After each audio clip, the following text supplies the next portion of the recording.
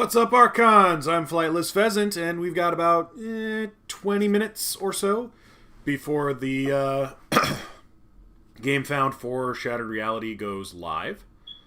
And so I figured I would pop in and chat a little with you guys. I know that we're all very excited for the Shattered Reality Gamefound to launch because it's always nice to see a new set come out. But I figured I'd take a little bit of time before it actually launches to kind of talk to you guys about anything and everything that we decide we want to talk about. As far as Shattered Reality goes, I know several of you are aware that I have been a little bit less than thrilled with the way the graft mechanic has been handled. Not universally, right? There have been a couple of pretty good examples, but I'm sure we'll talk about that more as things happen here. But for those of you who don't know, the Shattered Reality Gamefound is the 6th Gamefound that Ghost Galaxy has put out for the Keyforge game. They do this as kind of a pre-order slash crowdfunding to make sure that they can meet the demands. It's also sort of a way to kind of gauge what the demand is. So they've done this several times, and I think it's okay. I hope we can get to a point where we don't do this anymore, but I understand why we're not there now, if that makes sense. You know, I understand why that isn't where we are already. I'm actually going to make a slight adjustment, you guys. Bear with me for a second. Yeah, I like that better. So, yeah. So this is a thing they've been doing for a while now. Since Winds of Exchange, I think was the first one. And that was several years ago at this point. But I've been doing these live streams for most of that time, and this is one that I really like to do because we get to just kind of go through the set, see what the pledge tiers are, see what the various engagements are, and what are all the add-ons and things are always fun to see. I know they said this time there will not be playmats, which I didn't really ever go for the playmats, so I don't really feel like that's a huge loss personally, but it also sounds like their custom playmat builder will have the ability to make Shattered Reality playmats when the time comes. So, yeah, Shattered Reality, they had a couple of things they were really showcasing, or that they were trying to get us excited about, right? The first is something about the Crucible fracturing, which they haven't explained from a lore perspective what that means. Maybe it'll relate to this year's summer event. Maybe it won't. But I'm interested to kind of hear a little bit more about what do they mean by it's fractured. Do they mean it actually broke, or pieces of it broken off and they're floating in space? Or I don't know. But that'd be kind of cool. They talked about the graft mechanic, craft your own combos and power up devastating new abilities. So, yes, but also no. Again, I'll dive into my thoughts on graft, I'm sure. The return of leaders. After the darkness, leaders rise in all houses. Keep them centered in your battle line and unlock their potential. So, this makes it sound like every house in this set is getting a new leader. But here's the thing. Emperor Memrox was literally just printed in Draconian measures and was the first ever Mars leader. Are they going to immediately give us a new Mars leader or a new version of Emperor Memrox, or are they just reprinting him? And if they're just reprinting him, then that's not leaders rising in the house. That's just Emperor Memrox being Emperor Memrox still. I don't know. Yeah. Mercenaries, this is something I want to know more about because we've not seen any of these yet, but I think they have actually showed us a little bit of a sneak peek of them in a couple of the various posts and the arts and things. But yeah, these are the new ultra rare. So this is the Sky Beast or Gigantic, or they always have some kind of ultra rare chase thing in each set, and these are the ones for this one, and they are mercenaries. They are survivors from House Logos and Sanctum that are seeking refuge in any house that will take them in. And then they brought the full arts back, which, thank goodness, the full arts were cool. I'm happy to see that that's going to be a thing moving forward more or less continuously from the look of it. So, yeah. I don't think...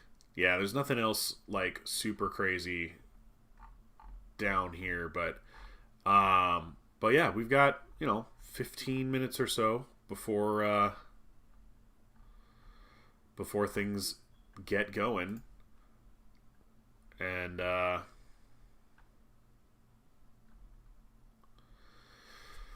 seen a lot of people who are very negative about the state of Keyforge, particularly at like the local level.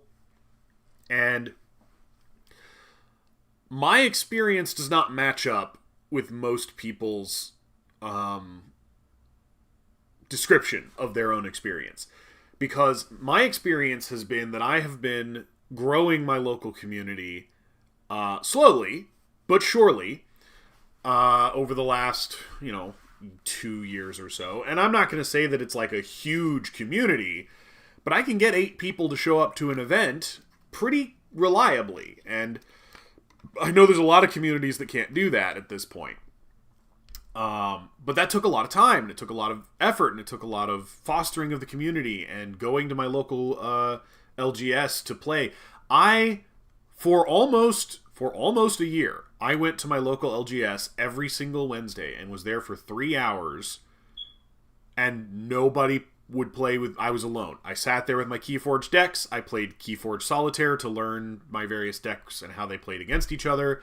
I just had nobody to play with, and sometimes somebody would come in and I'd get them to sit down and play one game, or I'd get somebody else to come in and play one game, and then actually what really catapulted me to success, and one of the reasons I really talk about that this product is incredible, was the new player discovery kit. That was awesome. That launched so much success for me. I picked up like 4 new players over the course of the new player discovery kit. Because these resources are good if you use them the way they're intended. And I think a lot of play groups, the reason they didn't get new players out of the new player discovery kit is because instead of using the new player discovery kit as an opportunity to get new players into the game, they just pirated it for its unique swag. And then were like, this didn't work. Well, you didn't use it the way it was supposed to be used. You didn't even give it a chance to work. You just took the cool swag and then said, boo-hoo, it didn't work. I like scheduled events. Like 4 consecutive events over the course of a month. I advertised it as a learn to play. I said each week we were going to learn a little bit more, and we were going to play a little bit more, and we were going to go over different things. I taught people on like week 3 or 4 how to set up a Master Vault account, and how to link your Master Vault account to playstyle, and how to like actually do the things you have to do in order to play this game at the higher level. And like, it was incremental. Like the first week was, okay, we're just gonna learn basic mechanics of the game.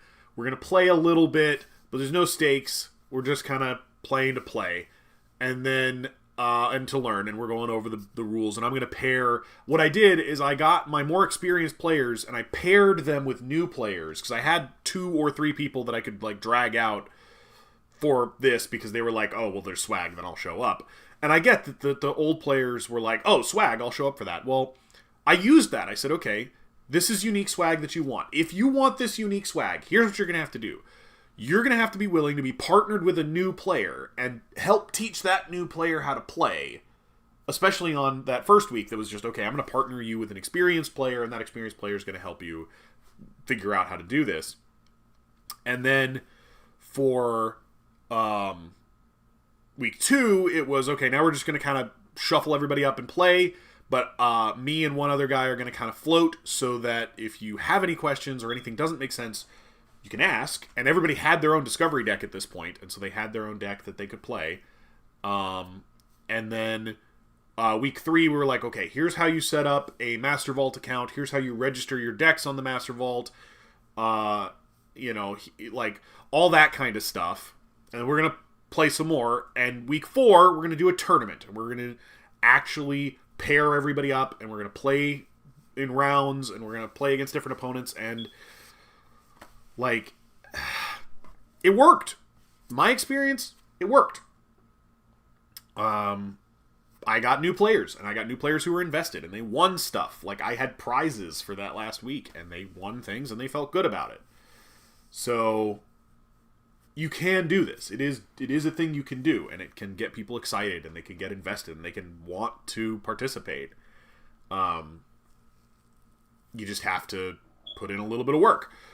And I know some people don't have the time or the energy for that, and that's fine. And I'm not saying it's your fault for not having the time or energy. I'm just saying that someone has to galvanize a community, and if there's no one in your area to do that, and you're not doing that, well, that's you're just going to be stuck. You're just going to be stuck, and it's not Ghost Galaxy's fault, because even if they were putting in all of the possible effort they could in advertising and outreach and new player events and things like that, which they are they are doing that as much as they can at their scale. Even if they were putting in the same amount of effort that Fantasy Flight can put in, without local players to galvanize and centralize a community and help foster and build that community, it's still going to go nowhere. You're still not going to get off the ground. So, you can't... What I'm saying is you can't really blame Ghost Galaxy. And I'm not blaming us either, but I am saying that growing a community is a community activity. It's a thing that we as players have to do. And if we don't do it, it doesn't happen.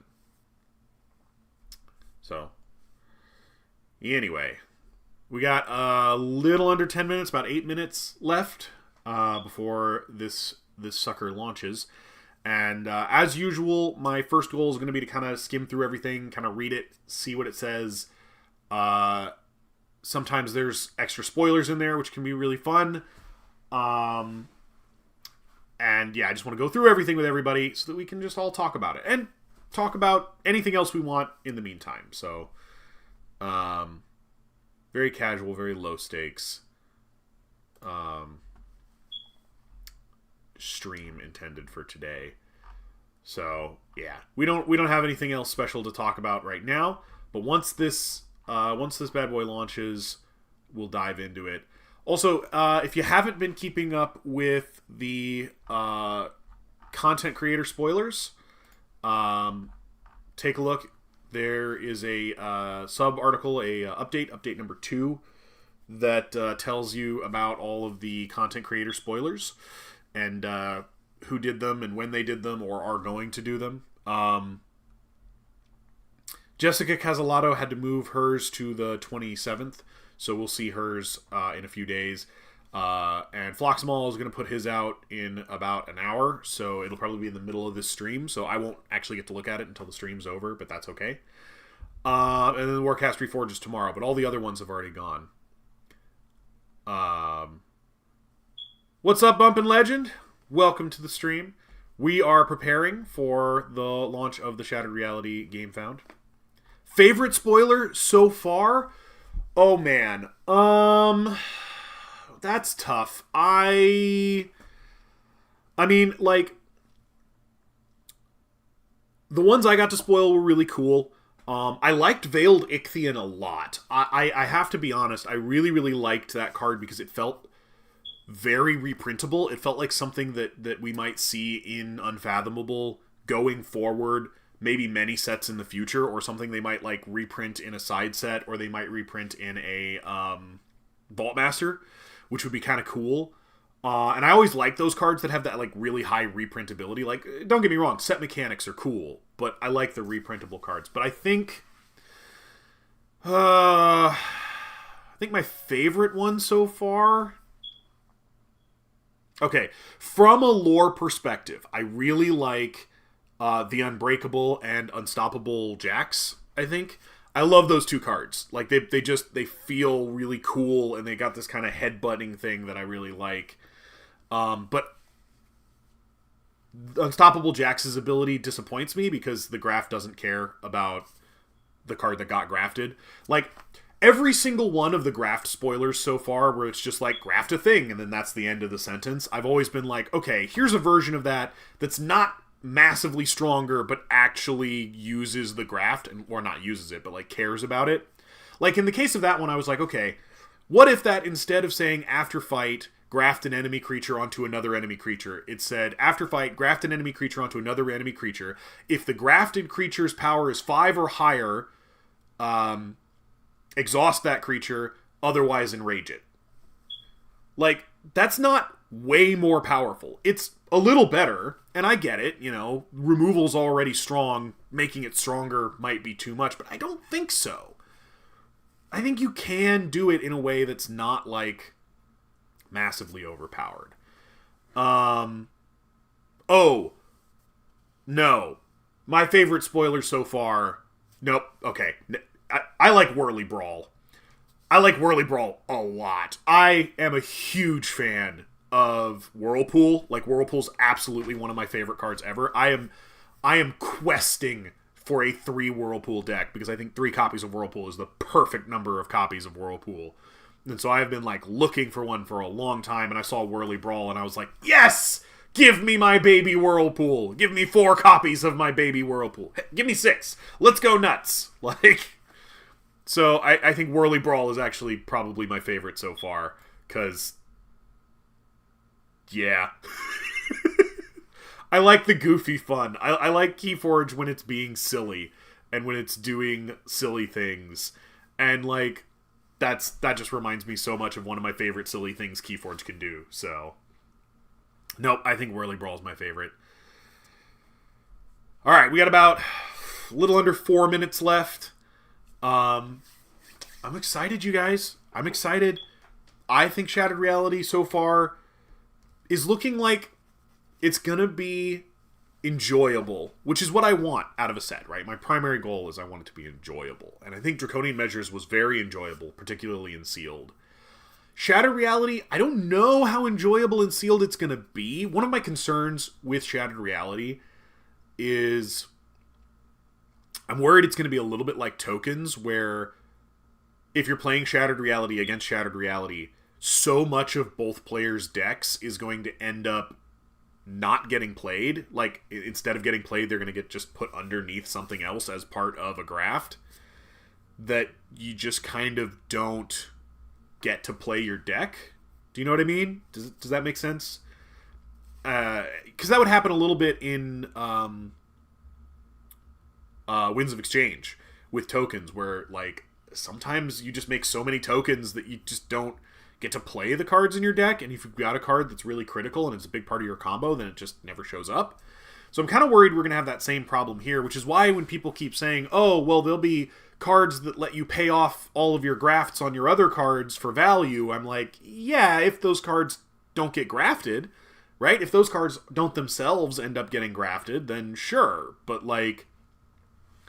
There's enough graft from top of deck, or graft from discard, or, you know, stuff like that I've seen so far, that, like, maybe you don't get to play those cards. And so if each and every graft doesn't do something other than just lock up an opponent's card, or your own card, or whatever, if it doesn't do something else, and it doesn't have to be something incredible.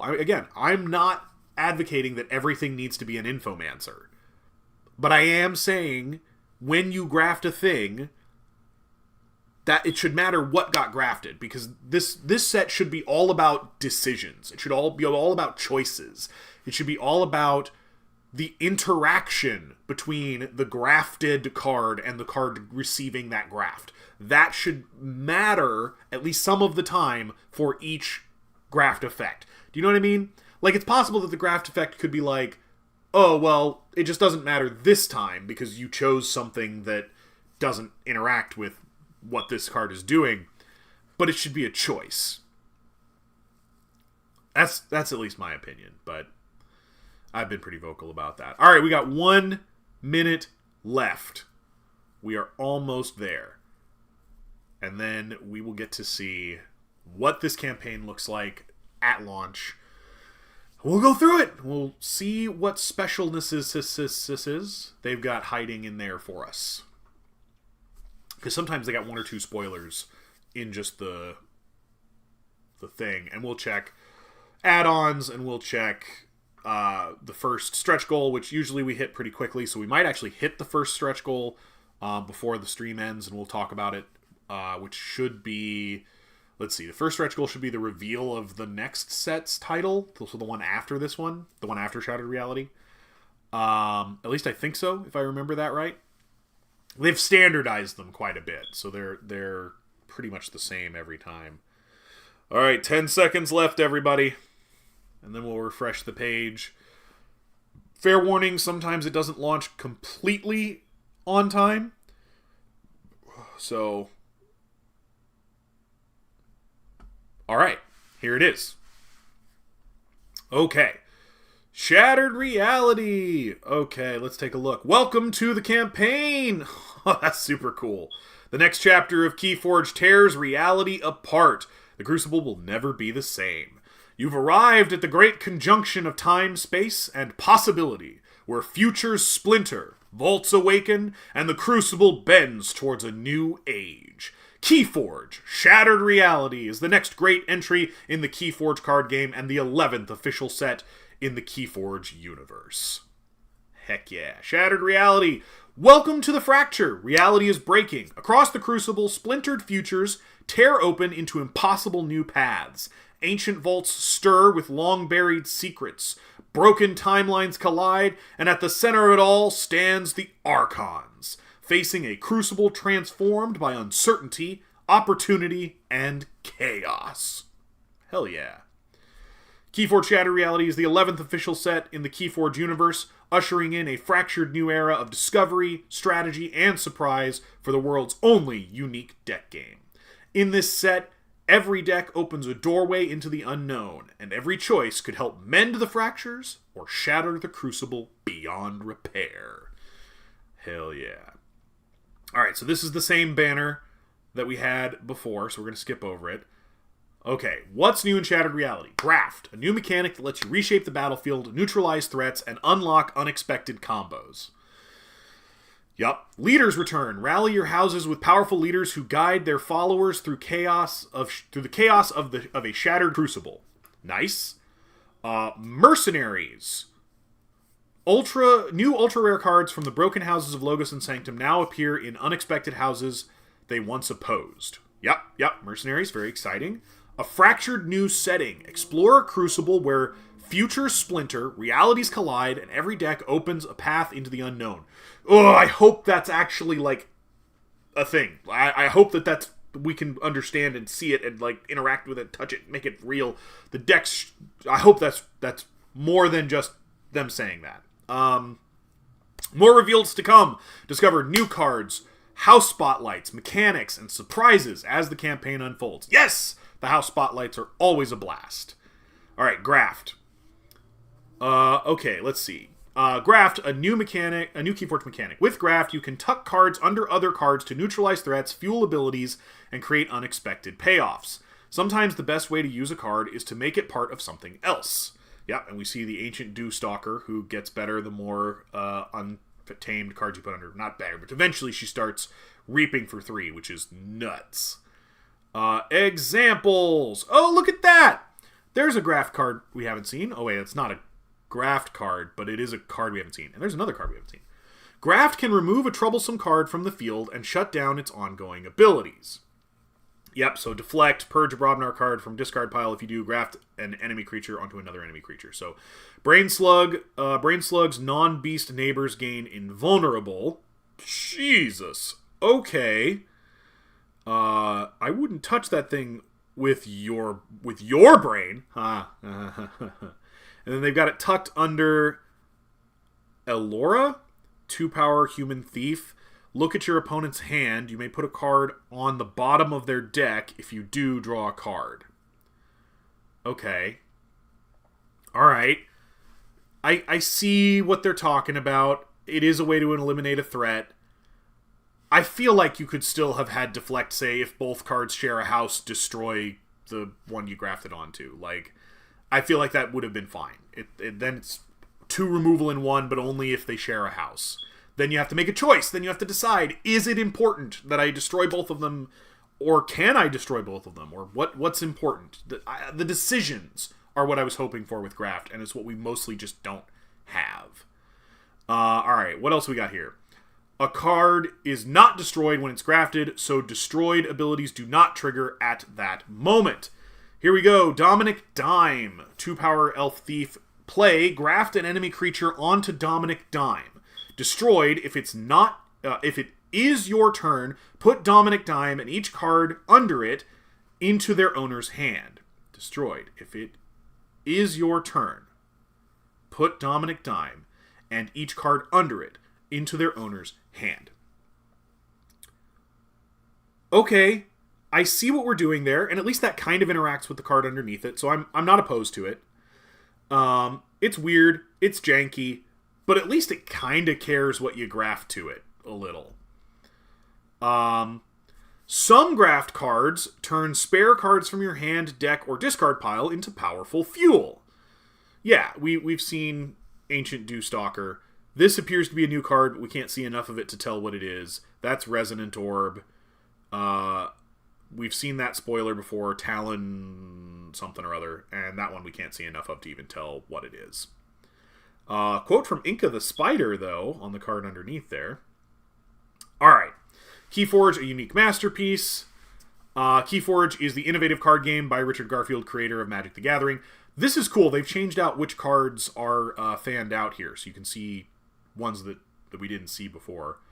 One-of-a-kind 36-card deck. Yep, unique backs.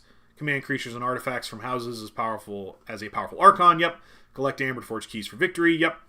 Keyforge is Richard Garfield's groundbreaking unique deck game, where every deck is one of a kind and ready to play the moment you open it. New cards and mechanics are carefully crafted and tested by the Ghost Galaxy design team, then brought to life through custom procedural software that assembles each deck within finely tuned design parameters. The result is a deck unlike any other in the world, complete with its own distinctive name, avatar, and identity. Once opened or discovered, your deck can be scanned and registered to the Keyforge Master Vault, becoming part of the ever-growing Keyforge universe. Oh, sidebar. I've been uploading spoilers whenever they pop up, not the ones from content creators, because those should be spoiled by their respective content creators. So expect to see Brain Slug, Elora, and Dominic Dime on Archon Arcana soon, later today, probably. Alright. Since its debut, Keyforge has been enjoyed by hundreds of thousands of players across the globe and continues to thrive as a passionate, engaged community. If you're new, we invite you to step into the Crucible, a vibrant realm of diverse houses, wondrous creatures, and unforgettable stories. Along the way, you'll meet countless fellow Archons who make the Keyforge community so special. When you're ready to begin your journey, the New to Keyforge section below is a perfect place to start. Alright, why your supports matter. Why back this campaign? Let's read this, because this could be huge. People ask this question all the time. Why should we do this? By backing Keyforge Shattered Reality, you're helping shape the next chapter of the world's only unique deck game. Champion the future of Keyforge. Help keep the Crucible thriving and support the continued growth of Keyforge. Step into Shattered Reality. Be among the first to experience the 11th official Keyforge set, where fractured timelines and reality-bending cards reshape the Crucible. Get in early. Secure your Shattered Reality decks before they arrive at retail. Unlock backer benefits. Enjoy campaign-only pricing, exclusive products, special offers, and stretch goal rewards. Make it yours. At higher pledge levels, claim personalized decks and create a one-of-a-kind piece of Keyforge history. Start your Keyforge journey. New to Keyforge? This is the perfect entry point into a game where every deck is unique, every match is different, and discovery is part of the fun. Whether you're a longtime Archon or discovering Keyforge for the first time, Shattered Reality invites you to step into a Crucible where anything can happen. That's something I hadn't thought about, but I do suspect the Gamefounds do give slightly more reach to Keyforge. I don't know that anybody actually backs it this way, but it's still an option. Ooh, I like the red. Oh, that is a pretty box. Oh, yeah. Look at that. Look. Nice. Calling all retailers. Retailers, ready to join the excitement? Click the image above to get retailer-exclusive products at a higher discount. Yeah, so the retailer pledges are also available, which is great. Alright, so here are the rewards here. Here's the Reaper of Amber. This one should be 12 decks, a personalized deck, 2 of the special border decks, 3 if you backed the campaign before today, a full art deck, and all the stretch goals, which this is the most common one. This is what most people do. Novice of the Crucible is a 2-player starter, 2 decks, and the stretch goal rewards. This one's good if you're brand new and you don't have tokens and stuff. Then you have Seeker of Decks. This is 6 decks for 85, and you get the stretch goals. This one's not horrible, but I would recommend going, if you're going to do that one, you should probably just go do this one and get the 12 decks and all the bonuses. This is the one I normally do, which is Breaker of Chains. It's 48 decks, 1 personalized deck, 3 of the Fracture decks, 4 if you back the campaign, a full art deck, and a stretch goal, and the stretch goal rewards. So yeah, this is the one I normally do, and this one's pretty good in my opinion. Turner of Keys, this is the one where you get a full foil deck. So you get 84 decks, a personalized deck, 9 of the Fractured special border decks, 10 if you back the campaign early, 3 of the full art decks, 1 of the full foil decks, and a stretch goal rewards. And then this one is the like uber mega one where you get 168 decks, a personalized deck, 12 of the special border decks, 13 if you back the campaign early, 12 of the full art decks, which is a whole box of full art decks, 3 of the full foil decks, and the stretch goals. And then if you really want to go nuts, you can do this one. Only 20 backers per campaign get to do this one, and the bonus thing that you get is you get made into a card for the future. They put your face on a card in the future sets, which that's cool. That's a cool thing. Never done it myself, but yeah. Alright, so stretch goals. Dawn of Tomorrow at 100,000, which they're already kind of close to. We announced the name of the next set. This goal unlocks when the project's total pledge amount reaches 100,000. So we know that one already. And then this one is Fractures in Reality. Eligible backers will receive Shattered Reality Fracture deck. This goal unlocks when the project reaches 150,000. So we'll get an extra one of the Fractured decks at 150,000, which, yeah, we're already cooking our way towards this first stretch goal. So we may come back here and see what it looks like in the near future. Add-ons. Get a deck. Get a full art deck. Get a full foil deck. Get a... Oh. Shattered Reality Fractured deck. Oh. You can get a special border deck. That's neat. Get a Draconian Measures deck. Get a full art Draconian Measures deck. Get a full foil Draconian Measures deck. Get a Dragon Scale Draconian Measures deck. Amber Skies, Tokens of Change, Grim Reminders, Dark Tidings, Unchained, Worlds Collide, Menagerie, and Discovery are all also here. And actually, Menagerie and Unchained are on mega discount. Adventures! There's the Great Hunt. That's a good price. There's Rise of the Keyraken. That's a good price. There's the Playmat. That's a good price. Abyssal Conspiracy. Oh, man, yeah, the Adventures are cheap. Pick up the Adventures, guys, for sure. The Adventures are a blast, and, man, the prices on these are killer. Killer. There's the Great Hunt Nightmare expansion. That's very good. Vault Assault for $5. That's normal price. All right, let's see. The Super Key, still available. The Premium Metal tokens. You can get House tokens, and you can get Metal Amber. I don't see the pins, but maybe they're under a different section. You can get collector sets. Some people really like these. They're super cool. It's just one of each card with a non-playback. They're cool. And they go all the way back to Winds of Exchange. Other accessories. Deck boxes. Deck boxes are cool. I usually get them, but I don't. Hold on. Is this... No. Are these... What's up, Archon? Nice to see you, Frank. Are these... These seem to be Draconian Measures ones. Do they have the Shattered Reality ones? Unclear. Very unclear. There's the Ouroboros pin. There. Here's all the pins. Ouroboros is there. Geistoid's cheap for some reason.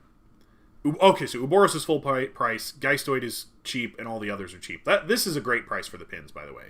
If you don't have the pins and you want them, $3 is awesome. Gruins and Floomps, deck boxes, token sets, if you're into that kind of thing.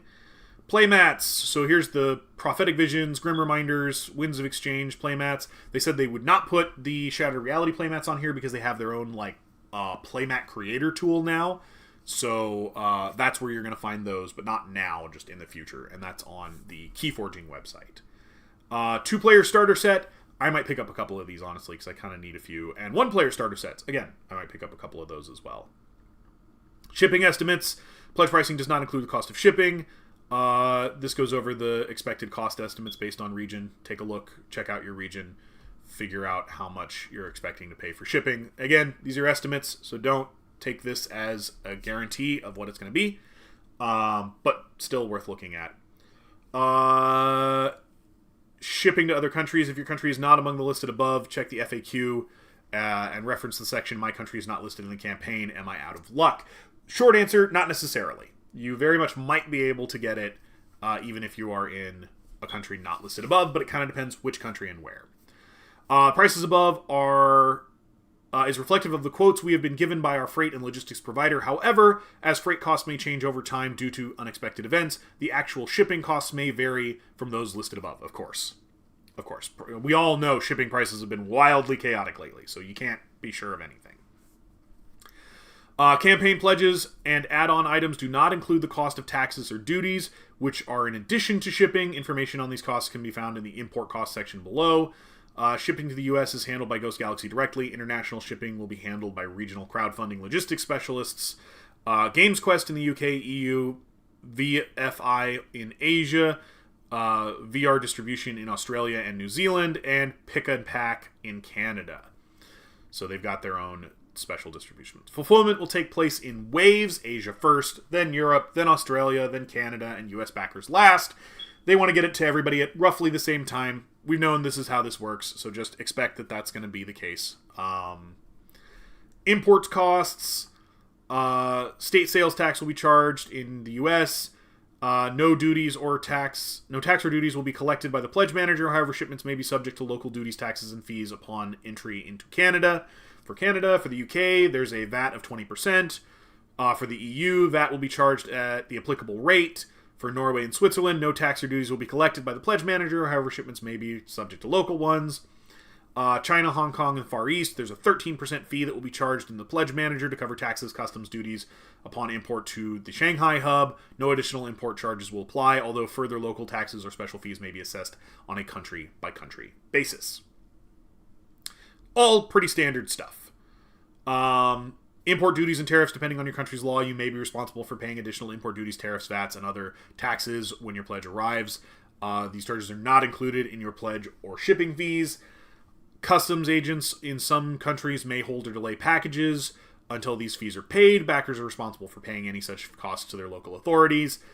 Unfortunately, we cannot predict or control the specific charges in every region. We encourage you to check your country's import policies if you're concerned about potential costs.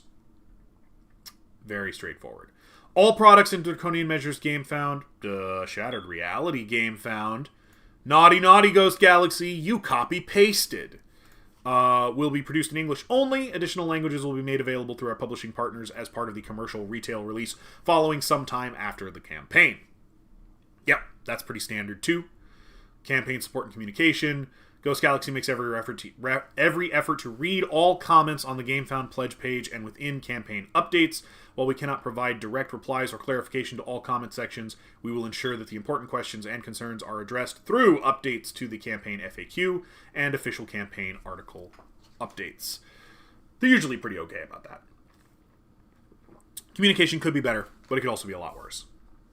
New to Keyforge? Here's a learn to play. Good stuff. In Keyforge, 2 players become mighty Archons, each commanding a unique deck in a struggle for victory. The goal is simple: be the first to forge 3 keys. To forge a key, a player must collect 6 amber, and at the start of their turn, spend it to unlock one of their keys. Amber can be gained in many ways: reaping with your creatures, stealing from your opponent, or using powerful abilities on your cards in your deck. At the same time, you'll need to disrupt your rivals' plans or outpace them to the forge. Yet Keyforge is more than just racing for amber. Each turn you'll face a pivotal choice: which of your 3 houses to activate. Yeah. Keyforge, it's good to learn. This is a good area for people who are new. I like the Keyforge Adventures. Once you've mastered the core 2-player competitive game, you can expand your experience with Keyforge Adventures, a cooperative mode where 1 to 3 players bring their own Keyforge decks to face thrilling, story-driven challenges. You'll find more details about Adventure in the section below. And there's even more. What do they got on Adventures here? Beyond the traditional 2-player, entirely new way to enjoy your deck, Keyforge Adventures. In this cooperative format, players team up in epic story-driven challenges, work together to defeat undersea cult, battle monstrous Keyraken, or survive the horrors of a mansion haunted by a demonic presence. Yeah. To date, 4 different Keyforge Adventures have been published. Each of these are available in the campaign add-on products. Yes. Some reviews from various reviewers. I think it's pretty much the same ones. Refunds and cancellations. The following policies outline how refunds and cancellations will be handled. During the crowdfunding period, backers can cancel their pledge at any time during the crowdfunding period and receive a full refund, no penalties or fees. After that, until the pledge manager closes, but before pledges may still be canceled. However, refunds during this period will be subject to a 15% administration fee to cover transaction and processing costs. After the pledge manager closes, cancellations and refunds will no longer be available. At this stage, all funds are committed towards production and fulfillment. Failure to finalize a pledge in the pledge manager makes 2 attempts to contact any backer who has not finalized their pledge during the pledge manager period. The attempts will be made by email after the pledge manager is closed. If no response is received within 2 weeks of the final attempt, the backer's pledge will be considered forfeit. In such cases, no rewards, add-ons, or stretch goals will be provided, and the pledge amount will be treated as a donation to the campaign without reward. Finalize your pledges, people. Risks and challenges, built on experience, driven by passion. Ghost Galaxy is powered by a seasoned team of professionals with decades of combined experience in game design, production, and logistics. Over the past 25 years, our team has helped bring thousands of card games, role-playing games, and board games to players around the world. This campaign marks our 6th crowdfunding project, and with each one, we have demonstrated our commitment to quality, creativity, and delivering memorable experiences to our backers. Transparency matters. Each crowdfunding project carries some degree of risk. Potential challenges can include shipping delays, material shortages, staffing constraints, and other disruptions beyond our control. However, Ghost Galaxy has a proven history of overcoming obstacles and seeing projects through to completion. We take pride in navigating challenges with persistence and integrity while keeping the trust of our backers at the forefront. By pledging, you're not only supporting a campaign, you're joining a community backed by experience, passion, and a proven track record, bringing ambitious games to life. Other terms and conditions, we don't care about that. Okay, so let's go back up here and see where we're at on that first stretch goal. Something tells me we ought to be pretty close at this point. Close-ish. Close-ish.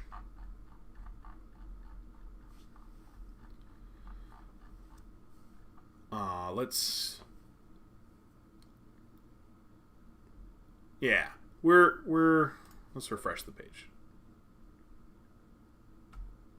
Why does that not match? Why does it say... It says 39,000 up there, but when I go down to the stretch goals, it says... Oh, that's how much remaining. Okay. Never mind. Well, I'm pretty sure I can throw mine on here without having to... show you guys anything you can't be allowed to see. Nope. Alright, we're not going to do that just yet. I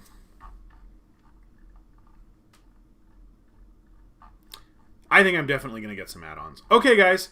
So, we got a few new spoilers in the section here. I think an official online client would really help the game get a little more traction. It wouldn't hurt.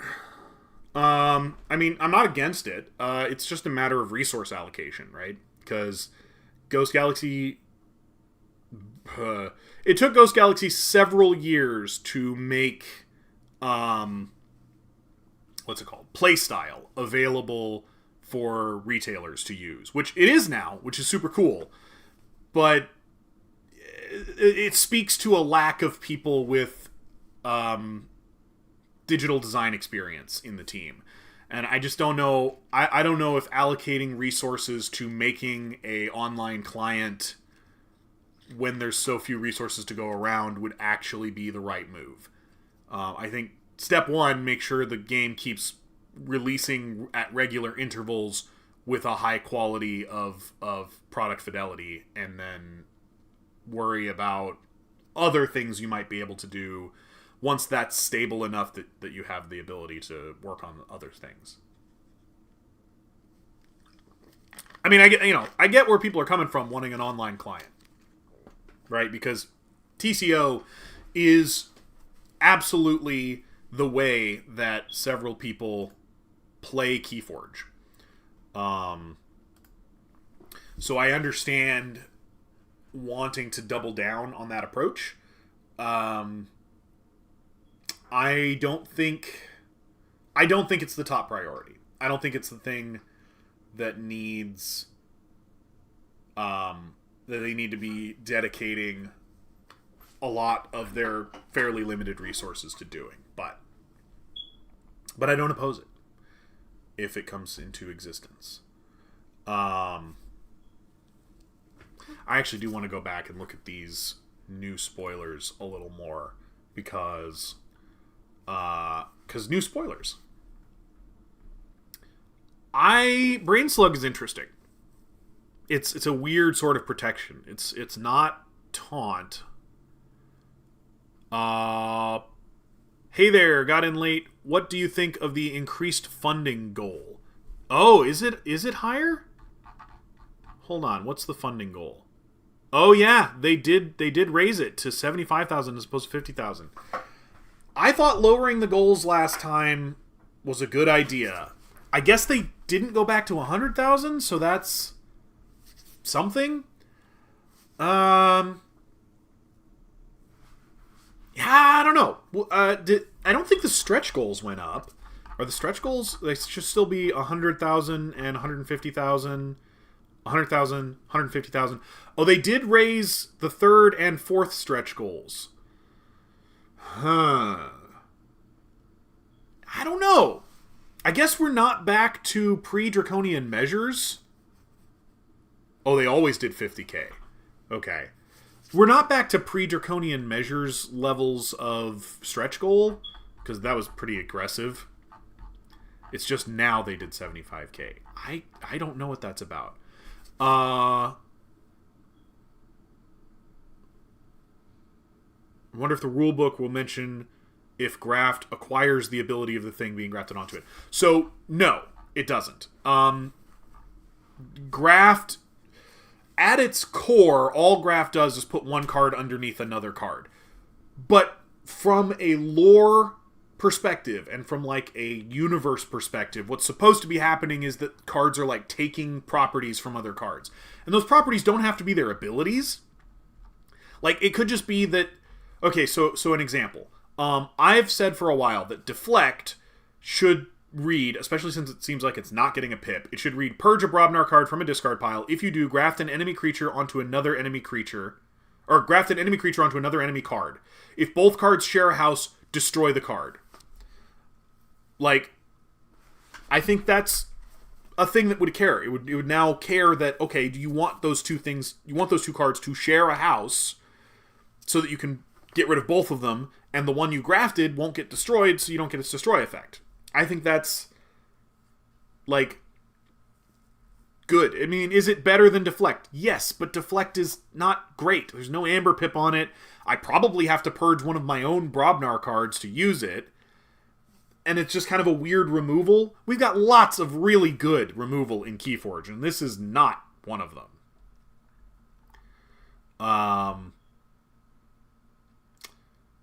Yeah, graft cards don't acquire the ability of things being grafted on them necessarily. I'm a little surprised that they bumped up the goal. I mean, are they going to hit it? Yes. Yes, they're going to hit it. But it's a little weird that they bumped it up. I don't know.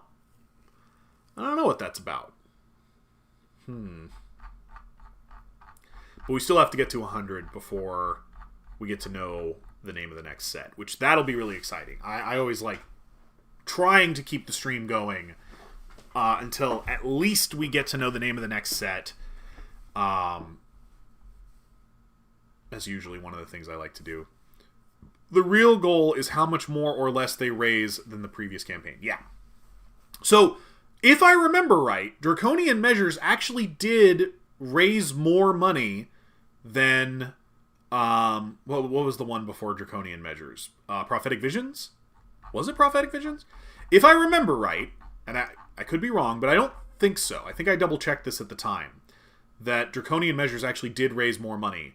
And I think one of the reasons it raised more money is because they lowered the stretch goal thresholds. It's because the goals were lower and easier to reach.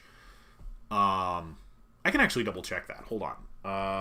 Draconian Measures pulled 300, a little over 300,000.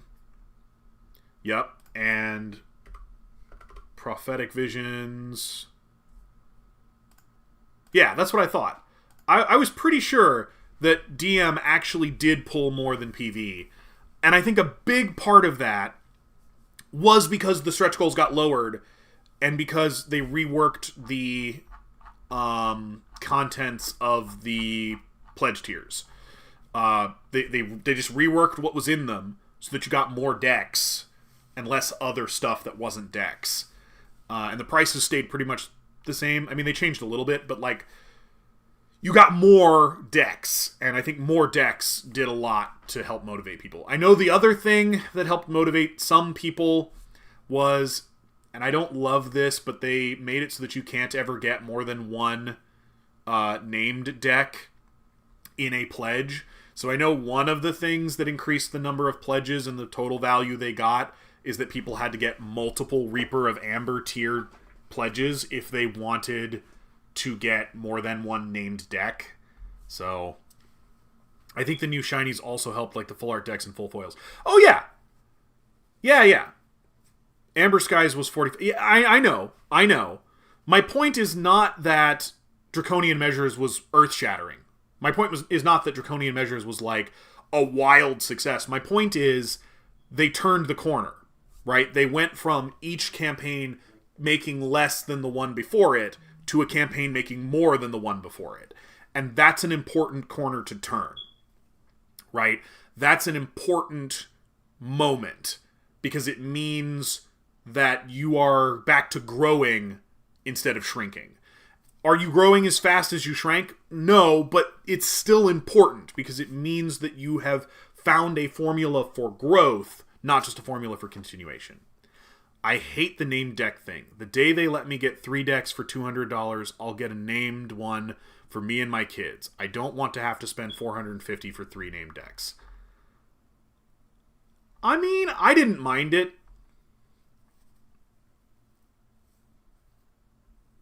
Yeah, the goal is to do better than you did last time. I didn't mind $450 for 3 named decks. The day they let you get 3 named decks for $200, I've thought about that maybe making the named deck an add-on is a good idea, but I think realistically, one of the things that drives people to pledge at the Reaper of Amber level or higher is the named decks, because they're super cool. And I think if you made them an add-on, I'm not sure... I feel like you'd probably actually get fewer sales and not more. Does that make sense? Like, one of the things that the last campaign kind of taught me is people really like the named decks enough that they're willing to go for multiple Reaper of Amber tiers to get them. Now, in fairness, 2 Reaper of Amber tiers is less expensive than 1 of the Breaker of Chains, and you get, like, a lot of stuff. More of some things, honestly. Like, you get more of the personalized decks and more of the full art decks. I think you might even get more of the special art decks. Hang on.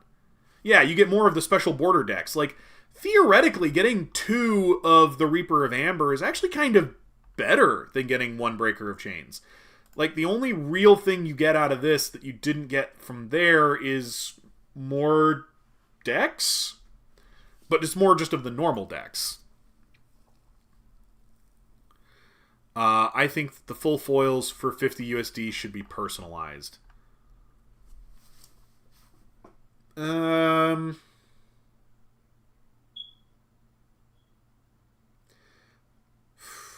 Maybe. I don't think that's... I know that the personalized decks are actually logistically pretty difficult, and that's one of the reasons they've kind of backed off on them a little bit. I've backed multiple projects at the 80 Seeker of decks because I don't want loads. I'd happily pay 50 for a named deck. I get that. I get that. I do. I mean, I like having a lot of decks because I will use them as prize support, or I'll hand them out to new players, or I'll take them to events. So, maybe not named, but you can select the houses. But at least you can select the houses. Okay, so selecting the houses probably wouldn't be as logistically complicated. Because I know one of the reasons they wanted to back off the named decks, or at least that they claimed, was that they were logistically more labor-intensive. So, choosing your houses probably wouldn't be that big a deal, I don't think. What happened to give the people what they want? People have been screaming for named decks since WoW. I understand. But there is a way to get it. There's a path to getting the named decks. And the barrier's not unreasonably high. Yeah, it comes with things that you may not necessarily want. I don't know. There's an economy of demand issue to think about, right? How many people who would buy a named deck at $50 if they could just get the named deck would do that instead of spending $165 on the Reaper of Amber tier, and thereby lose you $115 that you would have otherwise gotten. Do you see what I mean? I don't know. I don't know how many people. I feel like maybe enough that it's a problem. Like, there's enough people who... Because you said you don't buy at the Reaper of Amber tier, and that's fine. That means if we added that option for you, you'd spend more. But most people... I don't know if that's true for most people. I feel like there's probably more people who do pay the $165 because they want the named deck than there are people who don't pay it and would get the named deck instead. Only getting $85 out of me unless they offer a name. No, I see what you mean. But are there more people like you who they would get more out of doing it that way? Or are there more people who go to the 165 who would go down to 50 if they did it the other way? Do you see what I mean? Like, are you the majority case or are you the minority case? I tend to think that's probably you're the minority case. But maybe I'm wrong. I'm not sure. But my guess is that the majority case is that if there was an option to get a named deck at a lower price point without having to get all the other stuff, they would actually lose some Reaper of Amber pledges. They would lose more Reaper of Amber pledges than they would gain in purchasing named decks directly. Does that make sense? Yeah, it's a balance. You gotta just kind of... I don't know. I'm hoping this one will do better than DM. If we can get to over 300,000, even just a little over 300,000, that would be cool. I think that might be why... Because it looks like they adjusted the stretch goals a little. And I think that might be why. No, they still have the highest one at 300,000. Well, maybe not. I'm even at the stage I'd probably go for 2 at 85 with 2 sets of stretch goals instead of 1 at 165. It's one of the reasons they stopped all the mats and stuff in Reaper pledges.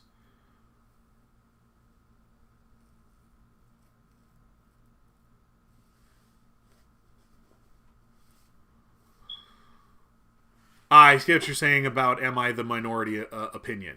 Possibly, yeah. So, like, yeah, that's one of the things. Is it's like you're not wrong, and for your own perspective, and for what you would do, it might increase the amount that you personally spend. But would it increase the amount that gets spent by most people across the scale of the campaign? That's a valid question to ask. That's a thing to consider. Sometimes you are the minority opinion. Heck, when it comes to Keyforge, I am not uncommonly the minority opinion. I know that. In several instances, in the years that I've been doing this, I have been the minority opinion. And I acknowledge that sometimes means it's the right thing to do to overlook what I'm saying. But I'm not telling you to stop saying it. Right? Because one of the things that I take a little bit of pride in and feel like I deserve maybe a little bit of credit for. Have you noticed Ghost Galaxy is putting more flavor text on cards again? Have you noticed that they're actually like putting a little bit of thought into the flavor of the cards? I'd like to think that part of that's because we as a community have built up this idea that that's important and it's a thing we care about and we're going to talk about. Good to see you still covering Keyforge, currently running 74% of DM's pace and 97% of PV's pace, though still early to read too deeply.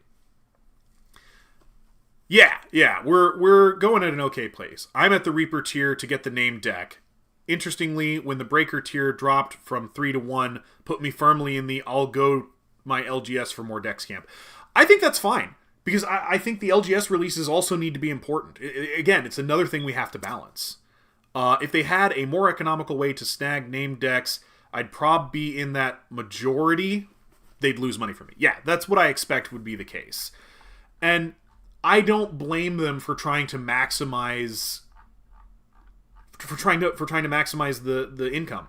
That's what you're supposed to do. And I don't feel like they're disenfranchising us or they're ripping us off by doing that. Some companies are and some companies do, but I don't think that's what Ghost Galaxy's doing here. I do think that most people go for one box. I think the Reaper Pledge is really the Goldilocks area. I agree. It's a really good spot. I've been to sometimes. I said that 4 sets a year was a bad idea and a waste of development time. I had lots of people disagree. It seemed like I was the minority opinion, although GG are with me now. Yeah, right? I've been saying that for a long time, that they're just putting out too many sets. You're just not putting enough development resources into each individual set. Because they don't have a lot of development resources. They can't really be pushing sets that hard.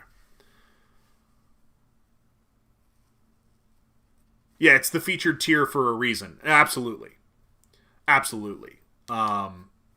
It's a good spot. It really is. And I think it actually became a better spot after they got rid of the 3 named decks in the Breaker of Chains tier.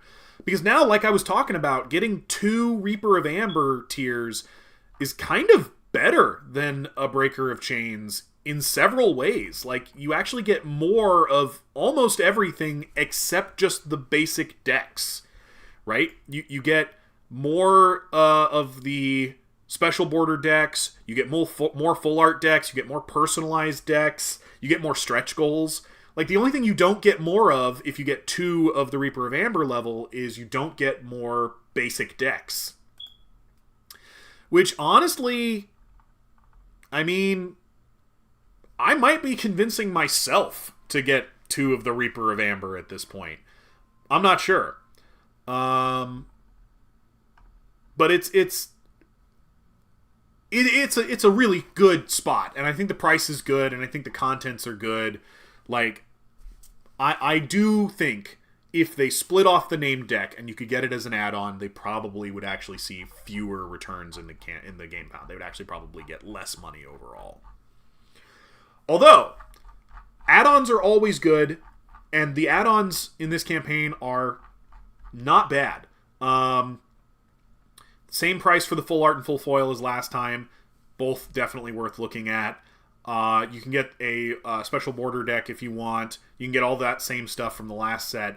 You can get the older sets, which isn't too bad. If you want Menagerie or Unchained, this is an unbeatable price for Menagerie or Unchained.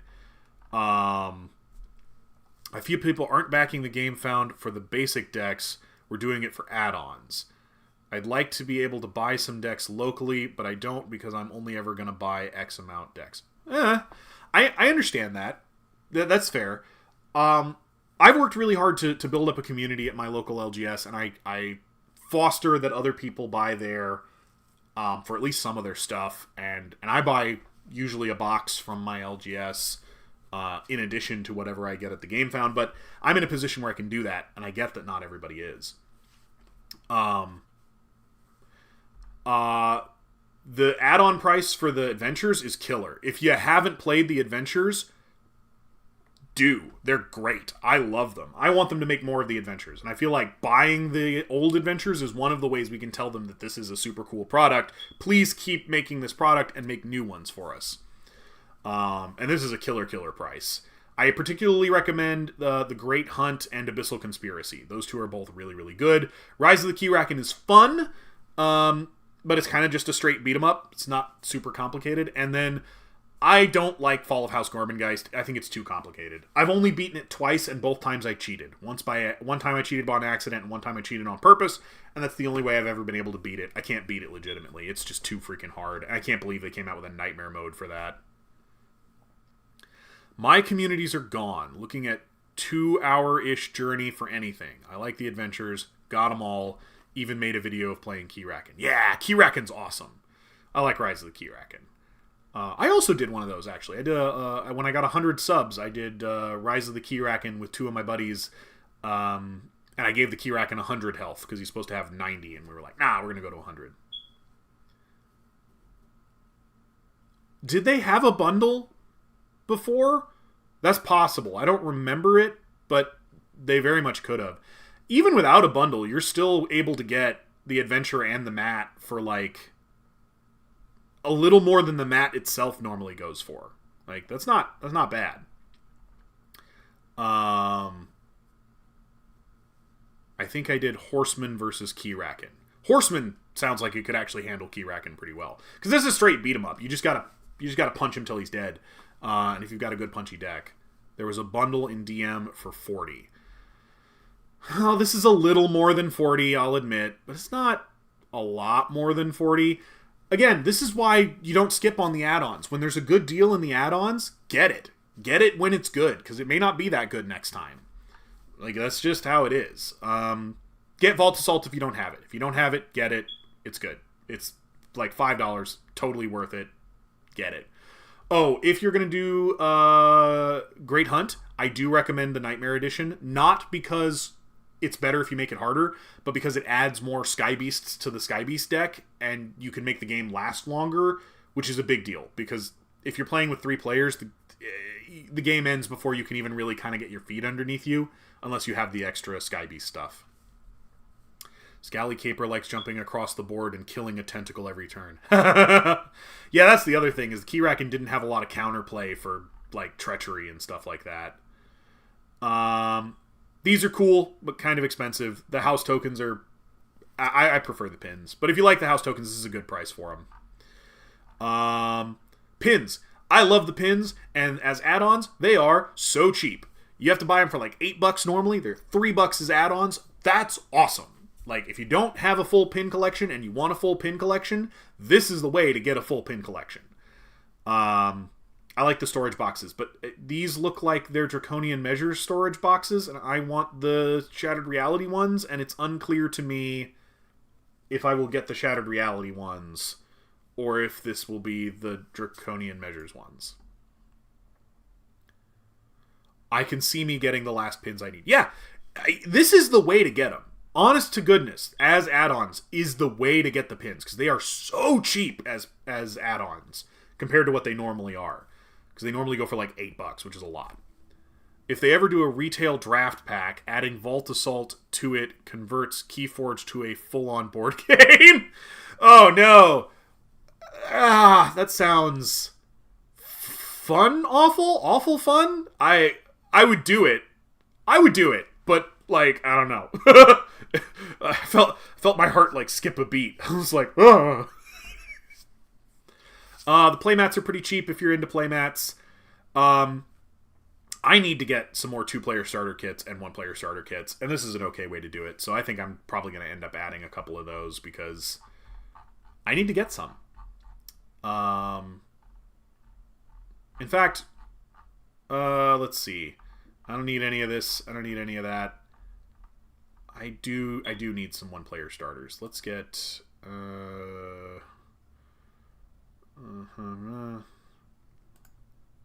Yep. Nope. Let's get 2 of the 1-players and 1 of the 2-players. And put that on there because I'm going to want them. I want the deck boxes too, but because I use them for price support in my at store events and things. About the starter kits, I think they should do a discovery type set every 3 sets and have 1 and 2-player starters based on it. Yeah, that's a great idea. No notes. Do another discovery set. Make it all reprints. Make it all simple reprints. For sure. Like, yeah, no notes. I agree. I don't know if I would do it every 3 sets necessarily, but I would do it every 2 years or less. So about as often as 3 sets. Yeah. No notes. I agree. I wish I knew these were going to be Shattered Reality. I like the dex boxes. Just kind of wish they were sleeved rather than unsleeved. Yeah, I don't know why. They must have a standardized printer of some kind that prints them at that size, and that's just the size they print them at. I don't know. It's a little annoying. I agree.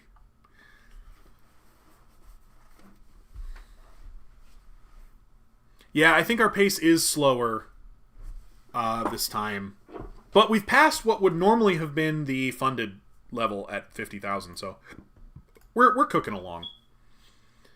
I think Shattered Reality looks like it's going to be a fun and interesting set. I like the graft mechanic. I wish they had leaned into its lore implications a little more, because it seems like they kind of just were like, it's just weird removal. And I feel like that's an oversimplification of everything graft is meant to represent. 10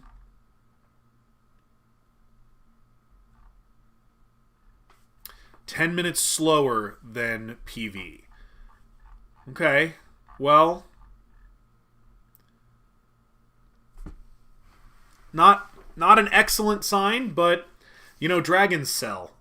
That's one of the things last time, is that people just like dragons. They like the idea of dragons, and they like having dragons. And I don't feel like we've seen what I think will be the really exciting stuff about this set yet. Like, we've not seen the mercenaries, which I think the mercenaries are going to be a really cool thing if they did them right. And we've not seen a lot of graft cards that give us, like, potent payoff for graft. But yeah. Also, speaking about set patterns, this should be the set they should be experimenting with new set exclusive mechanics. There's just not enough excitement in this set. Yeah, because graft is going to be an evergreen mechanic. I've talked about this before, so I feel like they should do this on a 3-set rotation, where you have one set that introduces a new house and an evergreen mechanic, but it's something kind of simple, like house pips or like stuff like that. They should follow that up with a set that introduces a set-specific mechanic. So this is a mechanic that you won't see again for a little bit. And then the third set in that cycle should introduce a slightly more complicated evergreen mechanic that you'll see a little bit of, but you're not going to see a lot of. So this would be your Haunted and your Grafts. So you'd have evergreen mechanic that you're going to see basically from now on, set-specific mechanic that you're probably not going to see again, or if you do, it's going to be in a special set, and then evergreen mechanic that you'll see, but it might only be in one house, or it might only be occasionally. The follow count is a good indicator. There's 1735 following this, 1843 following the last one. On the last one, 1070 backers. So I'd go 900 to 1,000 backers on this one. We kind of saw Graft in Worlds Collide. We did kind of see it in Worlds Collide. So Graft doesn't really feel new. And it also kind of feels like they watered it down.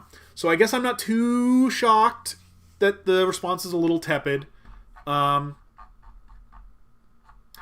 other thing to check, where are we at on how many of the architects are there? Okay, so we've got 13 of those so far. Okay. So 7 left. I've talked about this before.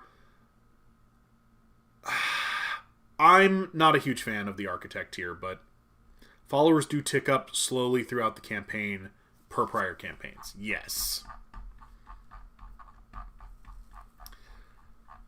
I think we're on track to hit that 75,000 probably soon, in the next hour or so.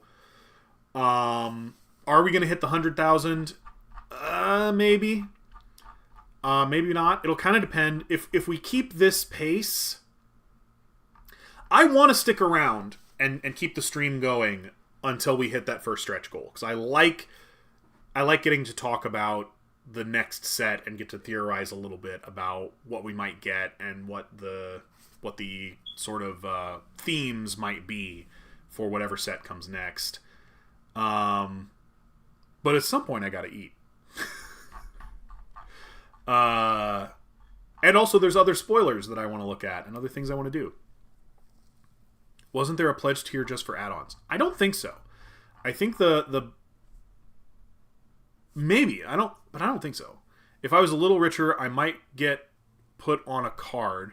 My problem is I have a wife and kids. Hi, wife. I spent $2,000 getting myself on a card. Did you? I just hired a lawyer. Would probably be the plot. Ah, man.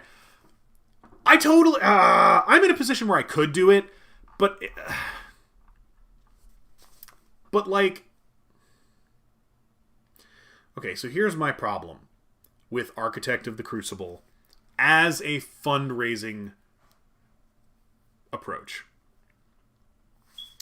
This community is not huge. And in this community, there are only so many of us who can afford to spend $2,000 to get our name or to get our face on a card.